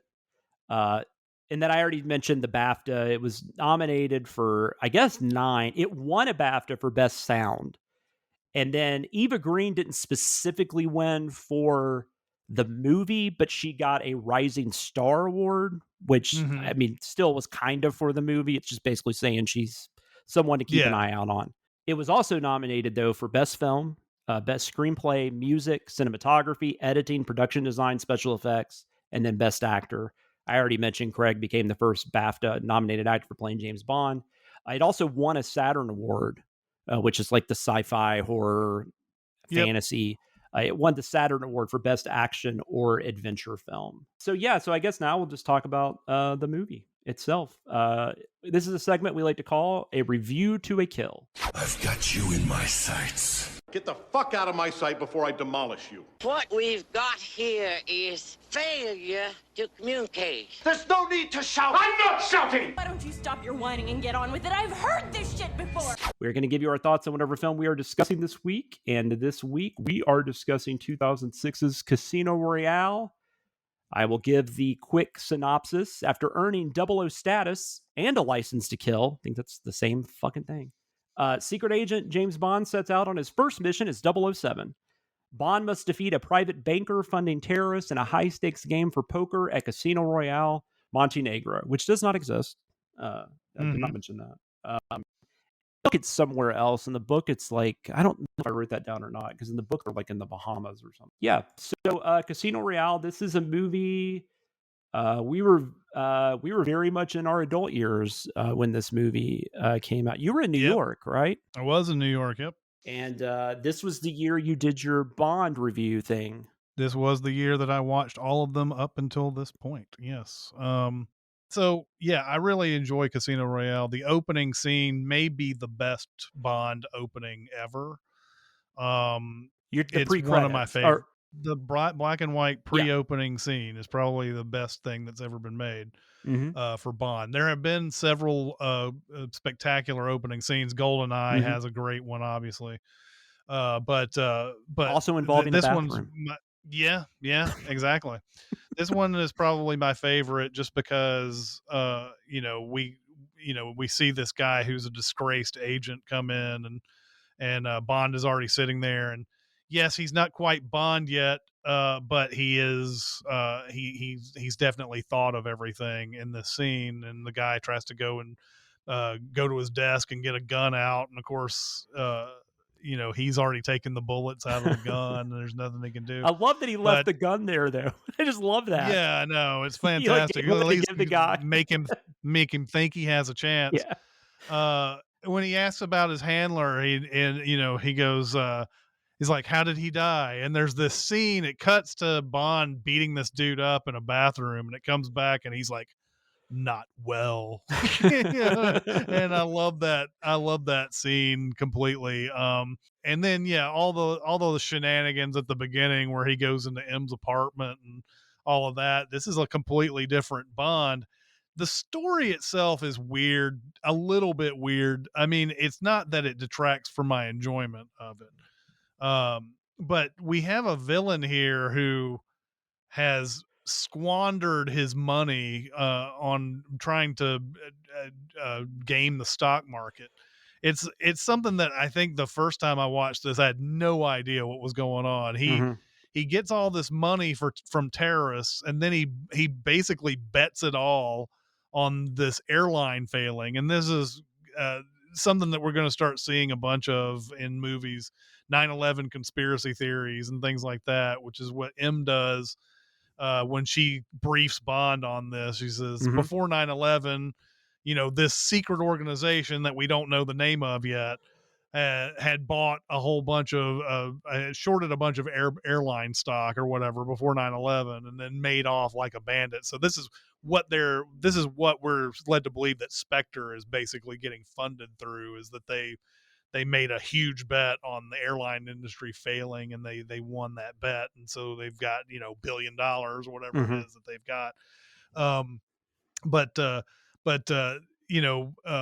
Lashif makes a bet basically on this that Bond foils early on. There's that big airport scene that has a really cool, there's the little bomb that's attached to the plane, and that he takes off and then hooks it on the guy, and the guy's like ready to set the bomb off, and he's got the bomb on him. I really do like that. But yeah, like, so the movie then takes the detour essentially that Lashif needs to get all that money back, and he somehow sets up this game. I mean, I guess Spectre is setting him up with the money to have this poker game with a $10 million buy-in. And he sets it up fast. Like, this is like, it is apparently there's a bunch of people in the world who want to play poker for $10 million, a tournament game for $10 million, that they can just go ahead and set this thing up. There's elements of this that is like it's kind of interesting. The Bond villain usually has some sort of world domination thing in mind. This time, this guy is in hot water. Somebody could easily like pop a cap in his ass. I'm kind of surprised, this is one of those weird things in the movie. Like, there's a point where the terrorist guys show up at the hotel to like kill him. And I'm like, don't you guys want him to play the poker game so that you can maybe get your money back? Like, why are you, like, there's just weird stuff like that. And like, as soon as the poker game is over and Lashif hasn't won, I'm shocked there aren't people waiting for him after that. It's and that's part of where the pacing of this movie could stand some cutting. Don't have the terrorists show up in the middle of this movie trying to kill Lashif, and have it where, I mean, I guess you don't get to have that naked torture scene, but have people waiting for Lashif after the poker game, because he ain't gonna last long after this anyway. And there's a whole thing where I don't get what he thinks he's going to be able to do, because the bank account that, they have a secret word that goes straight to a bank account that they've already set up. So it's not going to go to him once he gives the password away. It's not going to go to him. Yeah. I mean, I guess he could go and call the Swiss bank guy and say, no, actually, I want it to go to this bank account. I don't know. There's a lot of stuff that's weird in this movie. That doesn't mean that it detracts from the enjoyment, because all of these scenes are pretty well executed all the way throughout, even if there's a lot of like questionable things that go on in it. I think in the Sins video, I think it was Jeremy that wrote one. I think he wrote this, but there's a really interesting scene too where Bond like zeroes in on where this phone call was made, and he goes to that club, and he goes in, he creates a diversion so he can go into the security office or whatever and look at the security cameras. And the guy just happens to be on camera doing the texting or whatever. Like, he could have done that text from anywhere in the club, but he just happens to be getting out of his Aston Martin and like texting the bomb guy or whatever. And it's like, it's really, is that the ellipsis? That right? Yeah. Ellipsis. That's where which actually ends up saving his ass. Yeah, exactly. Like, there's it's so hilarious. He gets out of the car and he's like, oh yeah. And it's like, that could have happened anywhere, but it happens on camera for Bond. But yeah, I just generally enjoy this. Now, back in 2006, poker wasn't it wasn't as advanced as it is now. So like a lot of poker concepts and whatever, these things, they're not going to follow that thing. And of course, even though the moneymaker boom had happened in 2003 when he won the World Mm-hmm. Series of Poker, it had only been 3 years removed, and it's not like everybody knows poker. So I kind of get why they felt like they needed to have the most ridiculous poker hands in history on this thing, but it detracts quite a bit. It's a missed opportunity because M says that his profile is that he's the best poker player MI6 has. Mm-hmm. Instead of being the best poker player, though, he's arguably one of the worst poker players ever, and he gets the luckiest hands ever to win the whole thing. Or So MI6 like, just has a bunch of terrible poker players. they have a lot of terrible poker players, yes. So it's hard to judge them in 2006 for making poker a little bit more nuanced, because people are not going to be able to follow that. They follow, oh, a straight flush, oh, a full house, oh, quads or whatever. They know what those hands are, but it doesn't show us the skill Bond has playing poker. And so like, so there are several scenes in this that I'm like it's so stupid. The scene where Lashif decides to do his fake tell is the dumbest thing ever. So Bond sees that Mhm. he like rubs his eye, and that's in one hand he knows that he doesn't have anything because of that. And so then he goes over and tells Giancarlo Giannini, who of course is Yeah. a double Ugh. agent. He ends up telling Lashif about it. Uh, it is that explanation is said very quick, Yeah. very like out of the way. Yeah, I just He forgot. just kind of randomly tells Vespa that he tells Vesper that Mhm. oh yeah, I told him that, and then of course the next hand he does that, Mhm. and it was a fake. But that hand is the worst hand to do that fake tell on, because I mean he's got quad jacks, and Bond has kings full of aces. Yeah, so he's Uh, calling no matter what, he's by the way. calling no matter what. It's not a matter of like, so I mean, yes, there is a lot of money getting thrown in. Like, there is something to be said for, would somebody do this with a worse hand? Like, would they do it with just a king in their Mhm. hand and that type of thing? And like, I think ultimately it doesn't matter. You're going to call every single time, because the number of hands that Lashif could have that beat you are very small. And it might have just been the quad jacks. That might have been the only hand that would have beat him. I trying to remember, but Pocket aces would have won, oh, because he that would have had well, aces full of oh, kings. he didn't have an Because ace. That's right. it was Yeah. Jack, King, Ace, King, Mhm. Jack, I believe, was the Yeah. run out, which is another stupid. I mean, it's absolutely silly that it ran out this way. Yeah, for sure. Um, but so it's one of those things where he's got what, if we don't have poker people out there, it's the third best hand that he Mhm. could possibly have at the time.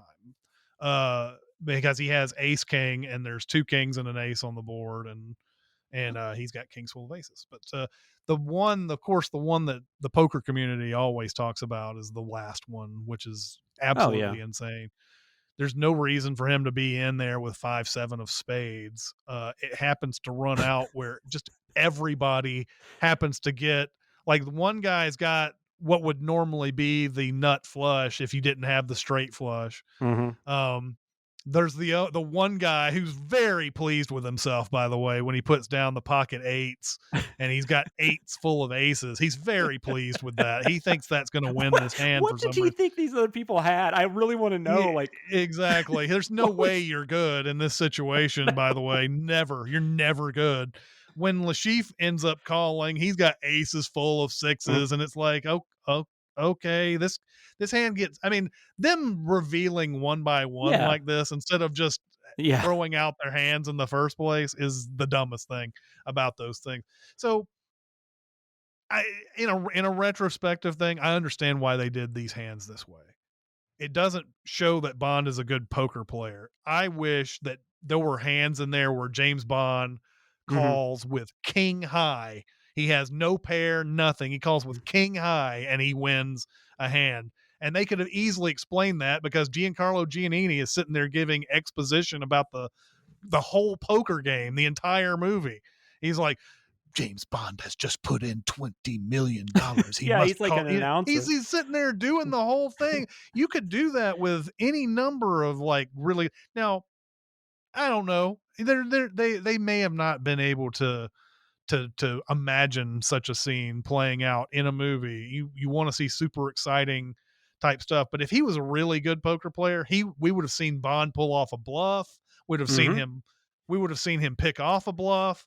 Instead, he just happens to have it all the time, or the other guy happens to have it and he gets bailed out because they can buy it back in.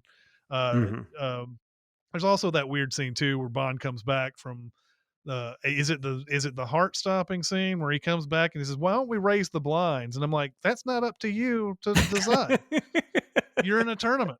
I don't know if that's a heart stopping or the fight, but yeah, it's one of those. It's one or the other. Yeah, it's one of the interruptions into the game. He comes back and says, what do you say we raise the blinds? It's not up to you, man. And everybody's like, yeah, let's do it. Okay, in a tournament too, like blinds are going to be raised. They're going to be raised anyway. No, I agree with all that. And it even makes less sense because there's a scene early on where when Bond meets Vesper, he says, you realize it's not about playing the cards, it's about playing the person, but he doesn't do that. He gets play really the person fucking great hands. And then Eva Green says that whole thing about she won't give him the $5 million because she says it's all about his ego. It's like he called with the third best hand. I mean, he's not folding there. Yeah, nobody is ever folding. Yeah, it's such. I mean, and it's the most ridiculous thing ever. You must have thought I was bluffing, Mr. Bond. Like, who cares? I don't care if you were. At that point, I mean, yeah.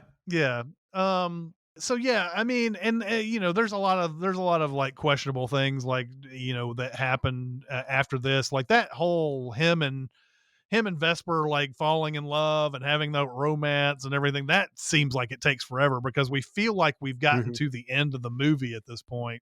And then there's all of this and okay, so she has her own problems that she had to deal with. I don't know why. I don't know how MI6 is this bad at investigating their own people. This seems to happen. That happened in the last movie too.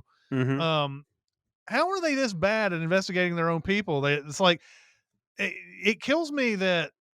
So they need Eva Green. They need Vesper because she's an accountant to be out, like to pretend like she's like going out with Bond for some reason, even though he completely like ruins that immediately by making that flippant remark at the hotel desk.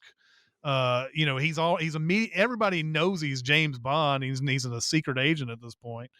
But they need her for some reason. They need her to be an accountant, but everything's being transferred digitally. Everybody knows where everything's going. Why does MI6, all they have to do is set up an account, tell Bond a password, and that's it. That's all they need. I don't know why they need an accountant for this. Well, of course, she comes in at the end and either changed the account or I don't know what she did. She gave them an account that would go to her, which I don't know why MI6 would agree on ever. But yeah, she, all because her boyfriend was kidnapped. And of course we find out in Quantum of Solace, their boyfriend also wasn't a good guy either. So exactly. So nobody's a good guy in these movies. Anyway, all that to say, I love this movie. All that to say is I love this movie. I've sat here and I've torn it apart, but there's so many great things about even the things that we're like we're sitting there just going, okay, I don't know if this is how things would go, but man, I love it. And I love Eva Green's like entrance when she's in that dress. It's amazing. So anyway, that's all I got to say. I love this movie. There's a lot of things wrong with it. It's kind of crazy. Yeah, I'll say that. So I saw this obviously when it came out too, and I really enjoyed it. I remember thinking at the time that after the poker game, it got kind of, I don't know if slows the word, but it just felt like it was kind of coming to that finale. And then all of a sudden we're spending 20 minutes watching them form a relationship.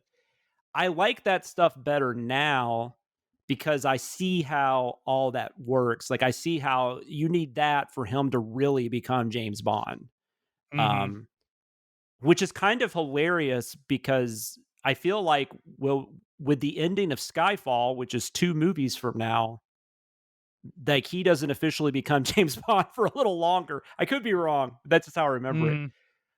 Stuff that is not this movie's fault that started making me not dislike it, but I definitely didn't have as much of a positive reaction to it as I normally did. This movie gets talked about as when it comes out as being, people were talking about it being the best Bond film ever, the best Bond film since Spy Who Loved Me, or the best Bond film since Goldfinger. You have people like Entertainment Weekly, like just a couple years later, saying it's the 19th best film to come out since 1983. And that's not, and then on top, and you also have, at least at the time, I thought things could change. You have less interesting films coming after it.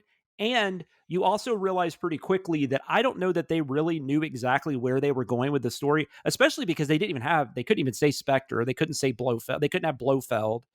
So I liked the idea at the time that they were setting up like this, like continuity that we were getting, like this big story. There's a bigger picture because everybody wants to have a franchise now. Everybody wants to have an arc and all that kind of stuff. But then once that arc started, including just the next film after this, it becomes less interesting pretty quickly. But once again, that's not Casino Royale's fault. But years removed, and you've seen these films that aren't quite as good, and you see these people like saying it's one of the best movies ever. I don't know. It just kind of like, I'm just like, I don't know that it's all that. But but watching it now, it's really fucking good. And I know there are a lot of people that say this is the best Bond film, and I totally get why people say that. I still don't love the last like half hour, but I like it better than I did. Right. And like you said, there's so many great sequences in this, and coming off Die Another Day, like it's not like him surfing on a blue screen wave, he's getting his ass kicked, and there's actual cars are chasing each other and they're wrecking and like flipping. And I love that moment, by the way, where I love that they throw her out on the road, because that's different. It's different in the book, the way they do that. But I love that bit where he just turns and there she is, like in the middle of the road. And then that's one of the coolest car crashes I've ever seen. It's not even a car crash. It's like he has to swerve it to a point, so then it starts flipping. There's just a lot of cool stuff like that. And much like Brosnan, Craig just seems like James Bond from the moment he says any word. It's like, oh yeah, that's Bond. Even when he's not Bond yet, technically. He's not 007 yet, technically. I love that opening. I love the bit where it probably is the best pre-credit opening. I love the bit where the guy says, the second time and he can't even get like easier out before Bond just blows him away. I just love that little touch. Yes, and he's like, yes, considerably. Eva Green is amazing.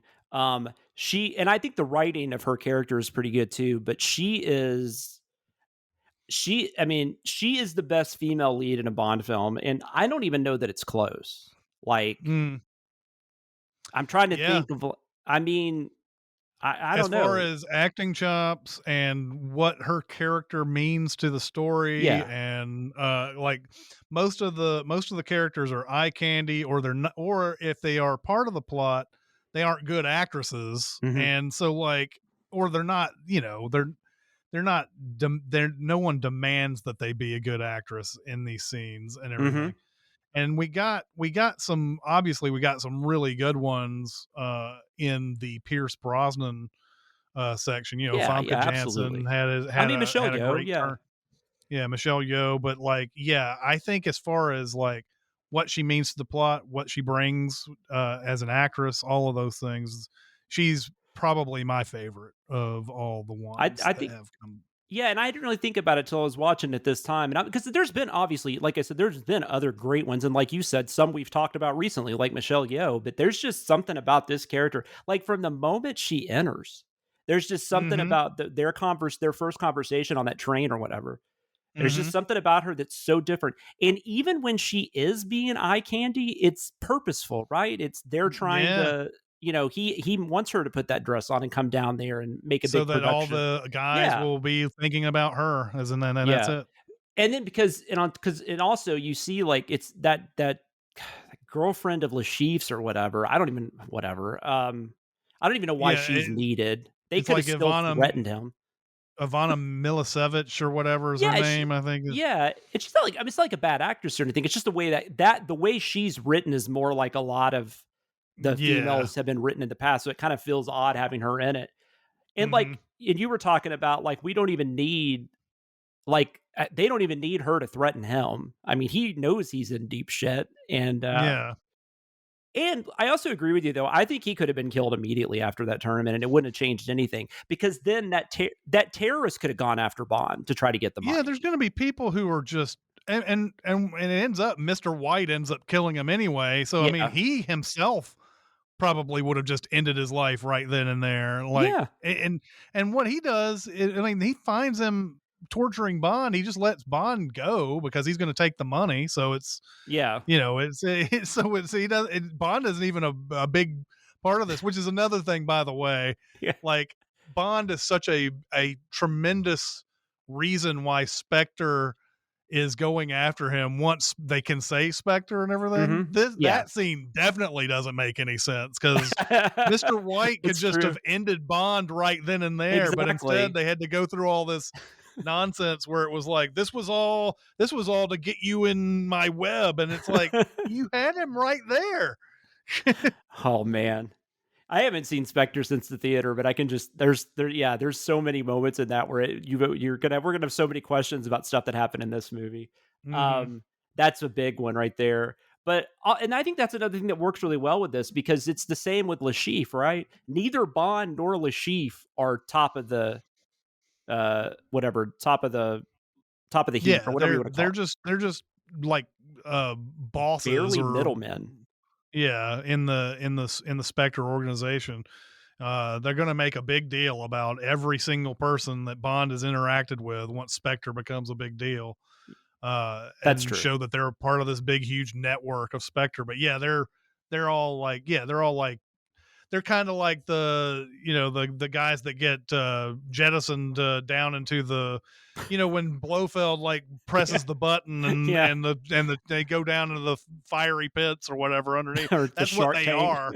Yeah, the Shark Tank. That's basically what they are. We're just getting to see them out in the field, Yeah. And also that's Mikkelsen's credit too, because he can make a character creepy as fuck, which is why he was a good Hannibal Lecter, I mean, have you seen Hannibal? The series? No, I haven't seen it. I think you'd probably like it. I mean, it's definitely got some like network television aspects to it. Like they have to have other bad guys and stuff like that. But like Mikkelsen is so good though. Like even like, and I think it's because that the character's a cannibal, but there will be these scenes where he's just like cooking. It's so creepy because you're just like, I don't know what's in that pot. Yeah. And it's all because of him. And so I think he makes Lashif seem like a bigger threat than he really is. And I kind of forget that every time, because I just think but then like, when you break it down, like Bond doesn't matter that much in MI6's chain, and Lashif, other than he lost that money, I mean, as a, they can easily replace him probably. In fact, it's kind of like, I don't even know why he gets to do that poker tournament. I would love that story. Like, I kind of want to know that story. Yeah, exactly. But there's, and I guess even with the films I might like more than this, there's still a lot of questions. But no, I get why people think this is the best one. And it's definitely one of them. I mean, it's in that argument. It's probably the best, for me personally. It's probably the best Daniel Craig. I haven't seen Skyfall. Yeah, we'll have in a while, to see. Once Skyfall, once we get to Skyfall, I think we can make that determination, because the other two definitely aren't. Nate, you're gonna all of a sudden you're just gonna love Spectre. Oh, this is fucking amazing. I love this. Like, I love this Joker hideout scene or whatever this is. But no, this is a great movie. I don't really. I think we've talked about all the big stuff. What Well, I'll talk. Well, we're actually talking about the book today because that ball scene, the whipping the balls, that is 100% in the book, which is crazy to think about now, since that book was written in like 1953. But do we want to go through a quick rating and then go to the book thing? Yeah. We could do that. Let's just. Oh, and like I said, we are. So we normally have 5 different categories. I am officially taking. We probably should have done this from the get-go, but I'm taking gadgets out of that because Okay. that is just not something that these films are about at all. I mean, Q does show up eventually, but even then, it has more to do with Q's like more doing like research and stuff like that. It's still not really like he's just bringing him all this shit. But anyways, so yes, we are going to now rank the film in 4 different categories. Our scale will be based on something that Bond holds near and dear to his heart, as long as they are shaken and not stirred. That would be martinis. So for each category, we will rank from 1 to 5 martinis, 5 being the best damn liquid that has ever passed your lips, 1 being the well liquor you had to settle for, or were too drunk to care that night. I do want to mention real quick, now that I've mentioned martinis, though, I love that scene where he orders the drink. Yeah. It's great. It's one of those things, like I would never think that I would want to know the origin of why Bond orders that drink, but it's just such a funny moment. It's like, and everybody else is like, I'll take one too. That's apparently how he orders it in Casino Royale, the book, right? I mean, it's not. Yeah, it's similar to that. Yes. Mm-hmm. Yeah. Yes, for sure. I like that too. Everybody was like, "Ooh, that sounds good," and they all get one. Yeah. And then Le Chiffre's like, "You guys want to play cards?" Or yeah. But anyways, all right. So for the rankings, our first one. So yeah, we've kind of just our overall feeling toward the movie, the story, and everything. So I think this is a 4 out of 5. The only detractions it gets is once you start breaking down a lot of the things that happen in this movie. That's where it breaks down a little bit. It's just that they execute all these ridiculous things very well, so it ends up, I think, retaining its 4 out of 5 for me. Yeah, for sure. And that's the other thing. And I didn't talk about this too much in the first segment, but there was, because I just get tired of even saying this, because I feel like every film they're like, we just wanted to get back more to the realism. They definitely, a lot of people said that on this one, and I hear people actually say that about this one. That's what they like about this one, is that it's more realistic. I still don't think it's really all that realistic, but I get what you're saying. Like, they make everything look, for the most part, like it works. It's a believable scenario. Because we didn't even talk about it in the poker game. There's like these 3 like hour-long breaks, and in every one of the breaks, like Bond just he almost dies like in one of them, and then like he gets in a big fight in another one because he's got to save that scene too. Like he gets poisoned. He goes into the car. He calls the doctors at MIC. There's 2 competing doctors who have different opinions, and then he gets saved by Vesper at the end, and then they're like, go to a hospital, and he goes right back to the game, and then after that he gets in that huge wreck after he's like nearly died. There's those breaks on the poker game were not kind to Bond, man, but he somehow survived it. So, and Le Chiffre gets attacked in his hotel room and all that. I mean, it's like there's a lot going on. I'm surprised either one of them could even play poker. Because you never even see if any of the other people are good. Like, the idea that none of the other people even matter doesn't even make any fucking sense. Why no one's paying $10 million unless they at least know how to play. Even people that to throw money away. You got Felix in there mixing it up too, and he's like, he tells Bond like, I'm about to get knocked out, so whatever. And then it does lend it to that line where he says, does it look like the CIA needs money? I did like that, but but yeah, like, we don't get the sense that Felix Leiter's any good at poker either. And anyways, I'm 4. I mean, it's not a 5. It might be closer to like a 4.5, but it's a 4. But I do really like it. But there are, like you said, I still think, even though I don't know specifically what I would cut, I don't know if I'd cut anything, but I still think you could trim here and there. I I don't think this movie needs to be 2 hours and 20 minutes. I seriously think that they could have cut a lot in the last hour. There's a lot in the last hour that could have cut. I mean, I guess it is closer to like 45 minutes after that poker scene. It's not, I said 20 or 30, but it's actually closer to like 45. Yeah. So yeah, you're right.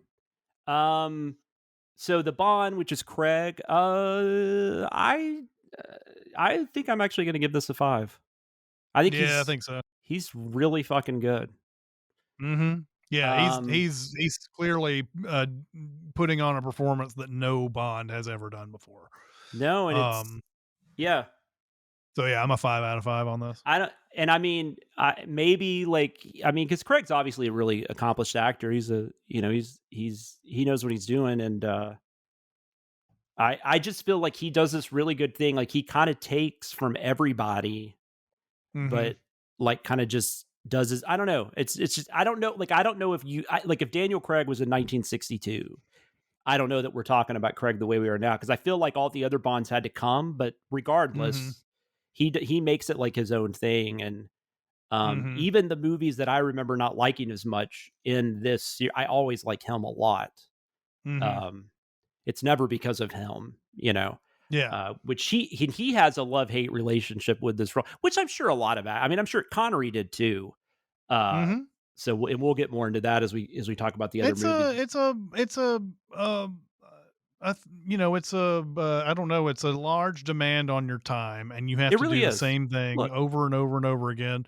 And if you're an actor, the reason why you became an actor, aside from maybe becoming rich and famous, is to have a varied career, have something that's interesting when you go out there and do acting. If you do James Bond and you do it again and then you do it again, it starts to become not that interesting anymore. And meanwhile, Daniel Craig also, I didn't keep up with this type of thing, but he had to have done the most movies in between Bonds that I have. Any of the other Bonds. He has done so many. Like Brosnan did quite a few. He'd throw a Dante's Peak in there every once in a while, something like that, or Thomas Crown Affair, or that type of thing. Craig had more time than Brosnan, though, in between. Yeah. Roger Moore obviously was in quite a few things during his time as Bond, other than that. But yeah, you imagine that these actors are just like, man, and you see that too with the comic book characters too, where they're sitting there like Downey, they're asking Downey to do Iron Man, 4 and stuff like that. And it's like, man, I've made all the money. I've played this character. what do I need to prove here? And people will say, like, people be like, well, they get to act. That's stupid to complain about. But I can't even imagine with the training and all that kind of stuff involved for a Bond film either. But also the Bond films start and stop so often. Like he probably didn't even know, he probably didn't have he would have to go do a Bond film whenever they wanted him to. So I'm sure just his personal life was a mess, and just trying to get other jobs was sometimes a problem because he wouldn't know when the Bond. There's a lot of stuff behind the scenes I can see easily that would irritate the fuck out of somebody. Yeah. It's like these kids that do these CW shows and stuff. I never thought about this till recently, where I listened to this Michael Rosenbaum podcast where he interviews people, and he interviews a lot of these people that he's acted with. And he was on Smallville, so he's interviewed actors from Smallville and stuff, and they talk about how they don't necessarily regret that they did this, but that was their 20s. When they look back, it's 10 months out of a year for 10 years. That was that's a decade of their lives that are that's what they did, and they're not complaining. It's nothing like that. It's weird though. You don't think about stuff like that. You have a varied career and the ability to do other things. You probably got pitched things you could have done, but you couldn't do them because of that show. Or if you are doing them, you're working 12 months a year because Tom. I know Tom Welling. he did Cheaper by the Dozen or whatever. That year he probably did not have a day where he wasn't working. Pretty much, you know what I'm saying? That's just I don't know. It's interesting. Yeah. I don't necessarily feel bad for them. They made their decisions and they're getting to act and make a lot of money. Good for them. But I do think there's a lot. I don't think people realize how much there is to it. They don't think about things like that when people complain. So Yeah, the villain, the henchman. I mean, Mickelson. I don't know. You go first. I'm sorry. Yeah, I think Mickelson is a great actor. I don't know if I like this villain that much Mm-hmm. because he just doesn't have much going on here. He's we quickly find out that he's not even that big of a deal in Mm-hmm. this organization. Uh, but because Mads is such a great actor, I'm going to at least give it a 3.5. But yeah, he doesn't. It just to know that he's not that big of a deal, and like all the other people who surround him as villains, you might want to. I don't know if we include Mr. White on this, if I mean, I guess, but that we doesn't include help. Vesper Lind by the end of it. It's not really I don't think she's really a villain. She's just doing things that she thinks is going to help her boyfriend out or whatever, and has no choice, quote unquote. But yeah, I don't think too much of the villains in this. It's just not much to them. So it's just the testament to how good Mads is that we remember this role at all. Yeah, I agree. I'm in the same boat as you. I'm giving it the same rating, and I think that, and I think it's okay in a lot of ways because I don't think I don't think what that this movie is not about a villain really. I mean, this movie is more about Bond than most Bond films have been about, especially like as far as it's trying to see him kind of become what we know of as Bond. So Mads Mikkelsen just happens to be one of the detours, Mm-hmm. uh, in his development. It's not really much more than that. But yeah, Mads is so good. Mads makes the character a lot more interesting than it would be. I mean, there's probably other actors that could have played the part, but I'm just saying. I mean, he definitely brings a lot to the role. Um, but yeah, I don't necessarily like. I don't even think this is the best villain in a Craig film. So um, we're not doing the gadgets. So the only other thing's the Bond song. I'm really curious to hear you talk about this. I feel like I remember you saying you really like this song. This is Chris Yeah, I Cornell. love this Chris Cornell What's song. it called again? You know my name. Yes. Yeah, I really do enjoy this. I may be on an island here, but I think this song is perfect. I'm going to give it a 5 out of 5. Awesome. I'm Um, giving it a 4. It's I probably closer to 4.5. So I'm with you, sort of. there was something about seeing this, and it may just be the way everything came together, but I just love the crescendo of this song as Daniel Craig like Hmm. faces the camera during that opening credit Hmm. sequence. And it's like, you know my name, Yeah. and he's just, and it's that trademark Cornell sound. And I just, yeah, I really, it's one of those that like pumps my adrenaline and everything when I hear it. So, yeah, it's It's one your of my view to a favorite kill. ones. Yeah, yes, it's my view to a kill. Um, no, I think it's really good. I'm around 4. I mean, I might be closer to like 4.5, but yeah, no, I think it's really good. It's one that's really, it's really good. I'll say this about Cornell. I think Cornell has an amazing voice, and I really like him as a singer. So that's why I think I really like this song because for whatever reason, I'm not I like songs by them. Not a huge Soundgarden fan, and I'm Yeah, definitely not an Audio Slave fan. yeah. Um, so I just kind of, it's nice to have, but that doesn't detract from the fact that he's not an amazing singer. And Hmm. he did do some solo stuff too. So I mean, Yep, I saw but him when he was doing mhm. his solo stuff. I saw him at 328. Oh, that's So I awesome. I did wish get I had.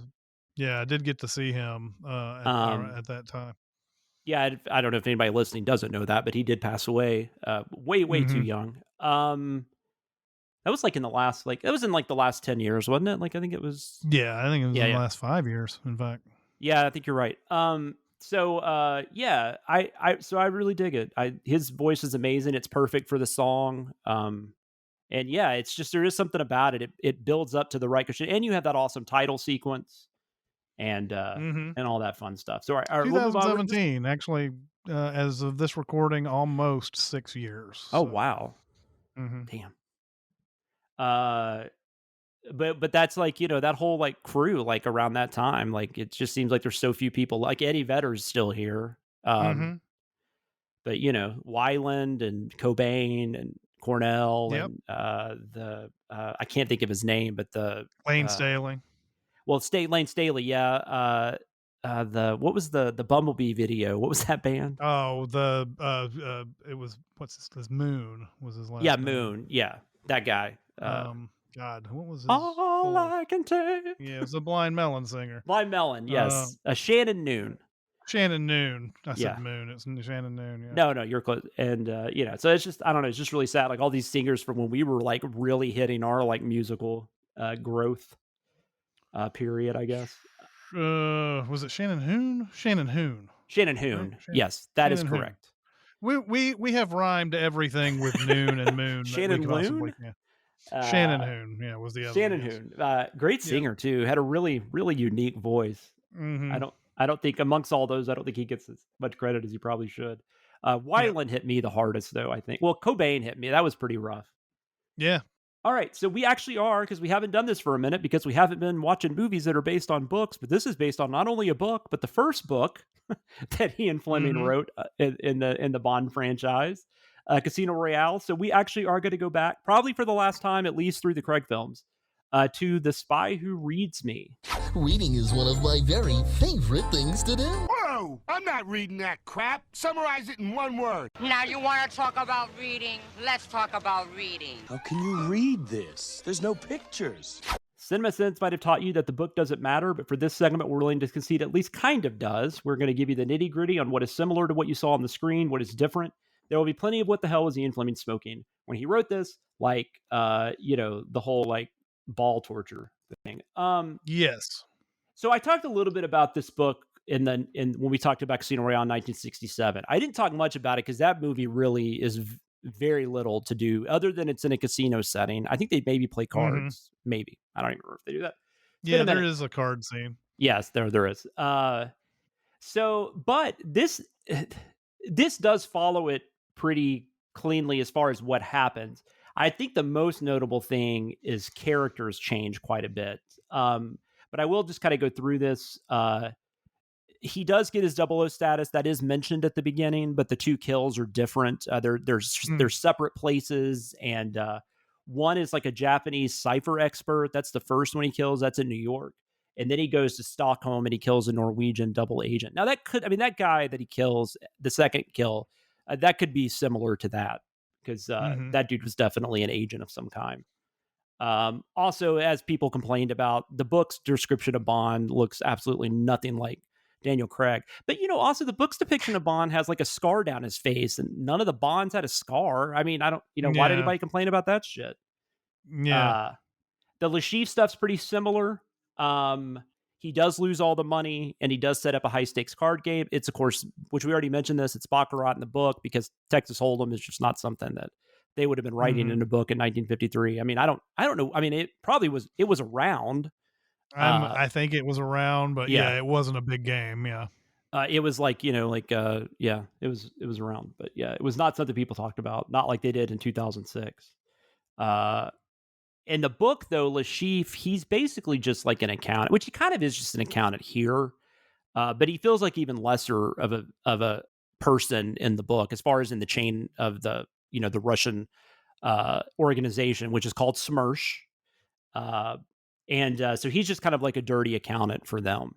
Whereas in the movie, he's more of like a worldwide money laundering for terrorists person. He's good with money, I guess. I still don't really completely get, because like he goes and I guess he goes to the jungle or whatever, and they're just like, here's the money we want you to take care of. Like, that's the place that you would handle. I don't know. It was just weird. Yeah. He didn't strike me as someone who have to go on location like that, but I don't know. I guess it looks cooler. He loses the money in the book, though. He's investing in a line of brothels, because in the book, he is really into sex, like really into sex. Okay. And then, of course, in the movie, he's trying to manipulate the stock market, which I still like, we've already mentioned that's still very confusing in some ways. I don't know. Anyways. I mean, the whole idea in the movie is that there's an airline that is hot shit, and he has put everything in that airline failing, basically shorting, just betting against it. And that plane is supposed to blow up. Yeah. And so the stock is supposed to go down. And because he shorted it, he gets a huge windfall from that. But that's exactly. It is very confusing if you're not, especially if you're watching it the first time. You're like, huh? What? Oh yeah, I How probably did didn't this? figure that out What? forever. Yeah, exactly. It's like my third viewing. I'm like, oh, okay. Yeah, That makes more sense. Lashif does try to have Bond killed in the book during the game, but it's not the poison. He just has a guy try to shoot him, and Bond gets out of it. Bond and Leiter do meet each other in the book. Leiter's not actually playing in the game, though. He actually confronts Bond before the game and just kind of talks to him some strategy and stuff like that. And then, so the real huge difference is Vesper. Obviously, because this is 1953 versus 2006, which sadly is not that much of a difference in some areas. But in the book, Vesper is legit just a secretary. It makes even less sense why she's there, why she's the one that they're having handle the money. And Bond even says like really shitty stuff to her. Like, I cannot believe they have a woman handling the money. Like, now I gotta try to protect you too. Fuck. He's all pissed off. I mean, other than the misogynistic bullshit there, he's right. But what's really fucked up is that, so the ball scene, the torture ball scene where the whipping the balls, I think it's like a different type of rope or something in the book, but that is pretty much beat for beat like what happens in the book. Okay. But what's interesting is Bond has to go, he has to go rest and, get better.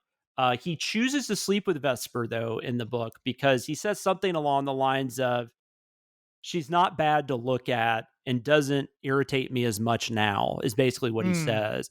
And he also makes a point to note that he wants to make sure his testicles still work. Like he still, or his dick still works, I guess. Okay. Yeah.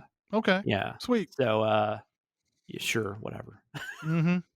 Yeah. In the book, we didn't mention exactly what happens, but they did change the ending. The original script, they went more along with the ending. In the book, Vesper, we find out, is a double agent. And when she falls for Bond, she feels so bad about it, she kills herself. I'm pretty glad they didn't go that route. You could make that ending work, I think, but yeah. I think what they did, and I didn't talk about it too much because I wanted to talk about it here, but what they did was Campbell, and maybe Haggis had this idea too, but Campbell said the idea that he really liked when they changed it was that he's really fucking pissed at her. Like, he hates her now because he thinks she's been a traitor and all that stuff. But at the same time, he can't let her die. So he tries everything he can to save her. Talking about an unbelievable part. I don't know how Bond still had oxygen.